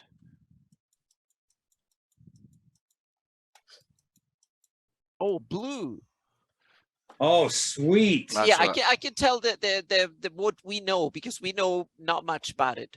Blue Port. seems to have been the port city created by the Kiowish when they had that empire state, and they conquered in their imperial phase when they had the maximum expansion, and they ruled over the Pomarsh for, I don't know exactly, 100, 200 years, something like that. And that's when they probably, I think I've seen the note somewhere that they were the ones that founded it, because it's a strategic location of the Sea of Gernot, and it's a natural. I made it into a natural harbor on my map, and because we only have the Darlene map, and Yeah. it doesn't have that much detail. And then later it was abandoned by the Kiowish, and it was probably sitting there invaded by local humanoids and stuff after the Hateful Wars, and then that area was heavily influenced by the Scarlet Brotherhood, who came in. And we know that from only one real official source, and that's the Gord books. They don't mention blue specifically, if I remember correctly, but we have area influence of the Scarlet Brotherhood. And to my opinion, Scarlet Brotherhood conquered Scant, that is the sister city on the other side of the Gernot, on Onval's side, and they took Scant. Blue was kind of forgotten in the thing. So in my campaign, I saw that Scarlet Brotherhood was smart. They wanted to control the sea of the Strait of Gernot, so they conquered and took both Blue and Scant. And Blue, they also did something was not recent. That's a base so they can help the humanoids in order to cause mayhem and mischief and stuff like that generally. So it's a way of inserting resources in and use as a base. And so I want a that's my pirate take on it. haven port here in Okay, Green. well That's then what you can yeah. have it when the Scarlet Brotherhood goes home. Then yeah, so yeah. Well, Okay. yeah. So But you Jay, have you've high got to port start for that. talking to Chris Christopherson. Oh, about- okay. Well, So that's my short take on It's the okay. story of Just an Blue, so idea. to speak. So yeah. Mhm. just an idea there. So, I like it though. I like that. That would be And- kind of fun. yeah. What sort I of like that you influence had a would city pirate ready to hold have? go. Yep. Well, abs- yeah, and you have to realize that was top of my head. I didn't know that blue was going to be picked, so I only have That was 30 just seconds that to was just think about me it. just Well, throwing we one don't out know. there. We don't know, right? Because Greyhawk Online are asking me to do these things. Yeah, it's cool. Yep. But I bet if I went to them and said, "What about Yeah. blue next?" Yep. I bet they would be Just don't open. say it was I my bet they idea. would. Yep. Yeah. I think it's a Sorry, really politics. cool kind of No, it sounds like a really Possibilities. interesting location. Yep. Yeah, absolutely. Anna, what are you up to? Yes, Anna. I'm the big thing right now is that I'm wrapping up the 598, the 2022 edition, the big update. The 598 map that was the one I worked on for 20 years, and I published the first complete version in 2013, I think it was, or 2014, something like that. And then I updated it a few times up until 2018. No, 2019. And then everyone was yelling at me and saying, oh, you do a 572 map, 572 map. So I did a 576 map. And then the 598 kind of fell behind. So now I've actually spent some hundreds of hours updating and including Hypnonaland and updated the 598 map. So it's up to date. All the changes and stuff that was made to the 576 map are all the appropriate ones are included in it, and added heraldry and generally updated, include Hypnonaland. That one, the first preview have gone out to my patrons today. So then that will be the first quality control, so they can tell me all the typos and the things that I missed. And I will go over it once again and stay at it for 6 hours and see what I missed, and then do probably 1 or 2 adjustments. So a couple of more weeks there will be a public preview very, very soon that everyone will get on the 598 map. And then we can hopefully wrap that up in a couple of weeks. That's the big one for now, so to speak. So the Atlas was a few weeks ago, and now it's this map. So we bring it up. That's hopefully the last map using Illustrator update, so to speak, because it's starting to get tedious to do Illustrator. So then I think Moonlight is asking. Moonlight Minis is asking. It's Christine Van Patten. Are you streaming that?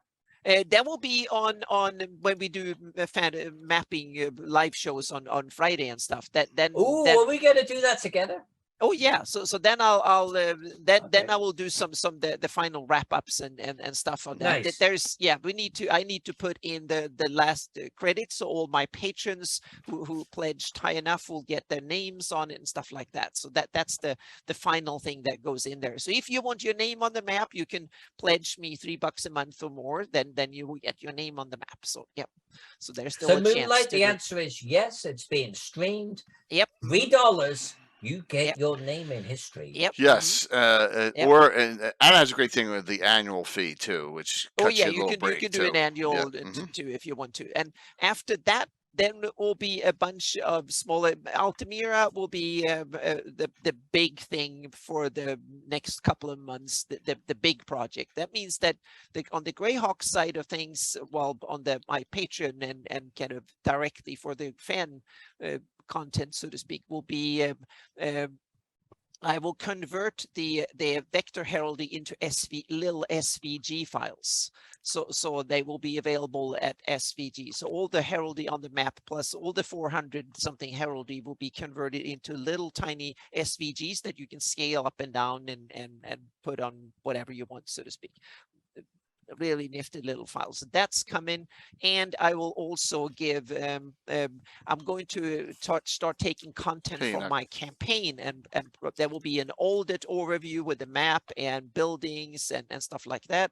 There will be some more lore from my campaign, and there will be my campaign map will come out in probably about a month or 3-4 weeks, and my Meyer campaign map, and because that one has got a serious upgrade too, and in secret the past 2 years. That'll be 500 gigs. Yeah. So that one is if you want to see a Greyhawk map with lots of stuff on, it's my campaign map, so to speak.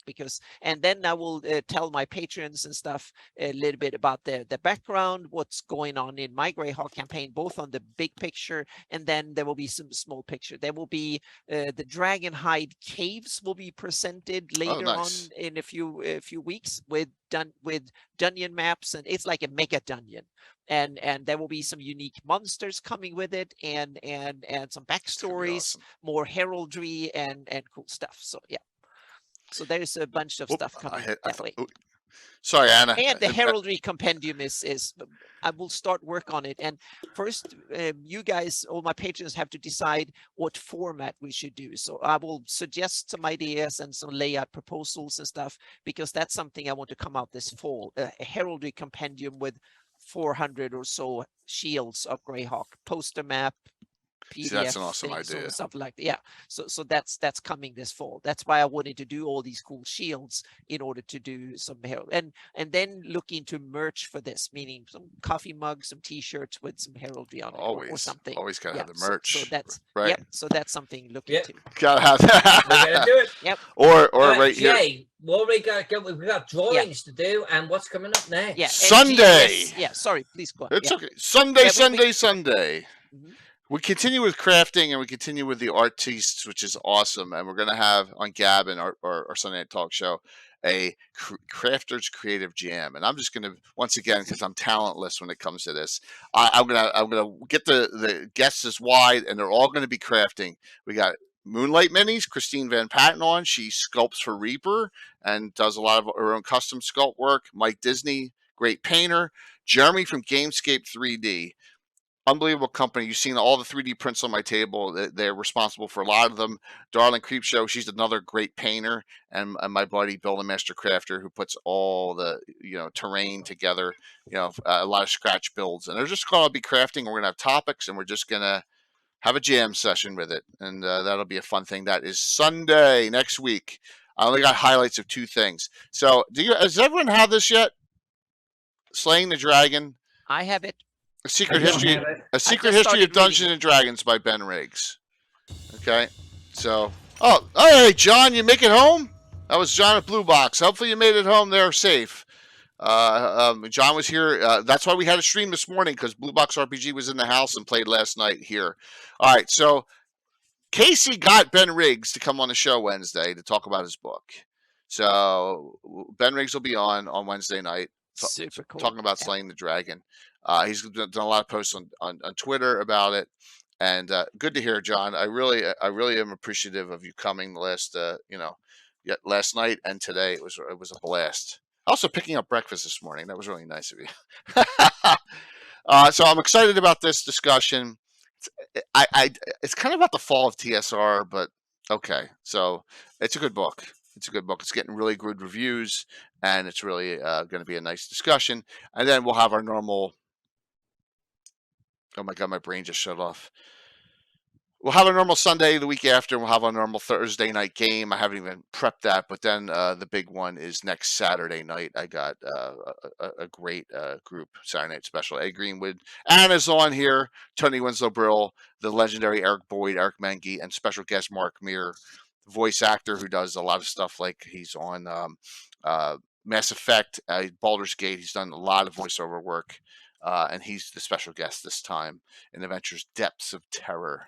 We're up to 965, so that'll be a week from Saturday, and that's what's going on this channel. So keeping it rolling, and that'll finish up July. By the way, I think the Sunday after that'll finish up July, and then I'll worry about August after that, right? And we'll get our game set up. Yeah. I got to figure it out. I got to figure out what I'm going to do, Christine, is I'm going to have everyone in a box, but I'm going to be able to move. Watch this. So I can do this now in Zoom, which I couldn't before. So what I'm going to do is I'm going to have a highlight. I'm going to have a highlight box. I'm going to have a screen that goes to a highlight box, and the upper left-hand corner is going to be highlighted real huge. And I'll be able to flow through them as we highlight each of them. I think it'll work really well now that I got that all figured out. So I'm learning, now that Zoom's add some capabilities. Let's do the giveaways, all right? So 2 $25 gift certificates, and then we're going to raid into Goodman Games, because Josh begged me, Zarathon, because he's playing right now over there with By Matt. the way, everyone, if you get the Fog Gods gift certificates, they've recently released Necropolis. You should check that out. It is a really tight campaign setting, so go check it. Let me link in their shout out here. So there we go. Okay. It is a really sweet campaign. Two setting. $25 gift certificates. I'll get you the codes within the hour. I already have them.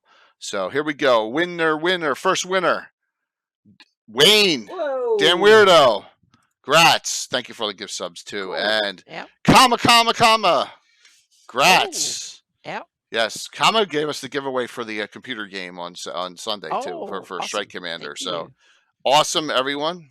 I got you Did both. Dan Weirdo win both? Oh no, No, Kama Okay, and Dan Kama, Weirdo. Kama. No, you can only win one. Okay. So once again, Matt, thank you for coming on. I can't wait. Thank you both, all. Thank you all. I can't wait for Awesome. you to run a Yeah. Cthulhu game for us. That'll be awesome. Cannot wait for that. That'll be a blast. We'll get that set up. We'll get it all coordinated. And I know we ran a little late, but hopefully you're welcome back anytime and to discuss any topics you like in the crafting thing on the Fantasy Mapping Show. That's what it's all about. It's about the maps. And hope you had a good time. I had a lot of fun. That's awesome. I learned a lot and I had a lot of fun. Yeah. Thank you, Great. listening, Anna, and we'll see you all. I no you, stream Jake. tomorrow night. I got a party at my house. I don't want to, like I said, my wife. I don't want to get divorced, so I said a joke that John was like, "You shouldn't have said that this afternoon." The thing was, what's Mrs. Gosumba think about this? And I said, "Well, I've been married 26 years, but I've been playing D&D for 44." And he said, "You shouldn't have worded it like that." I was like, "That was just a joke." So everyone have a good one. We'll see you Sunday night.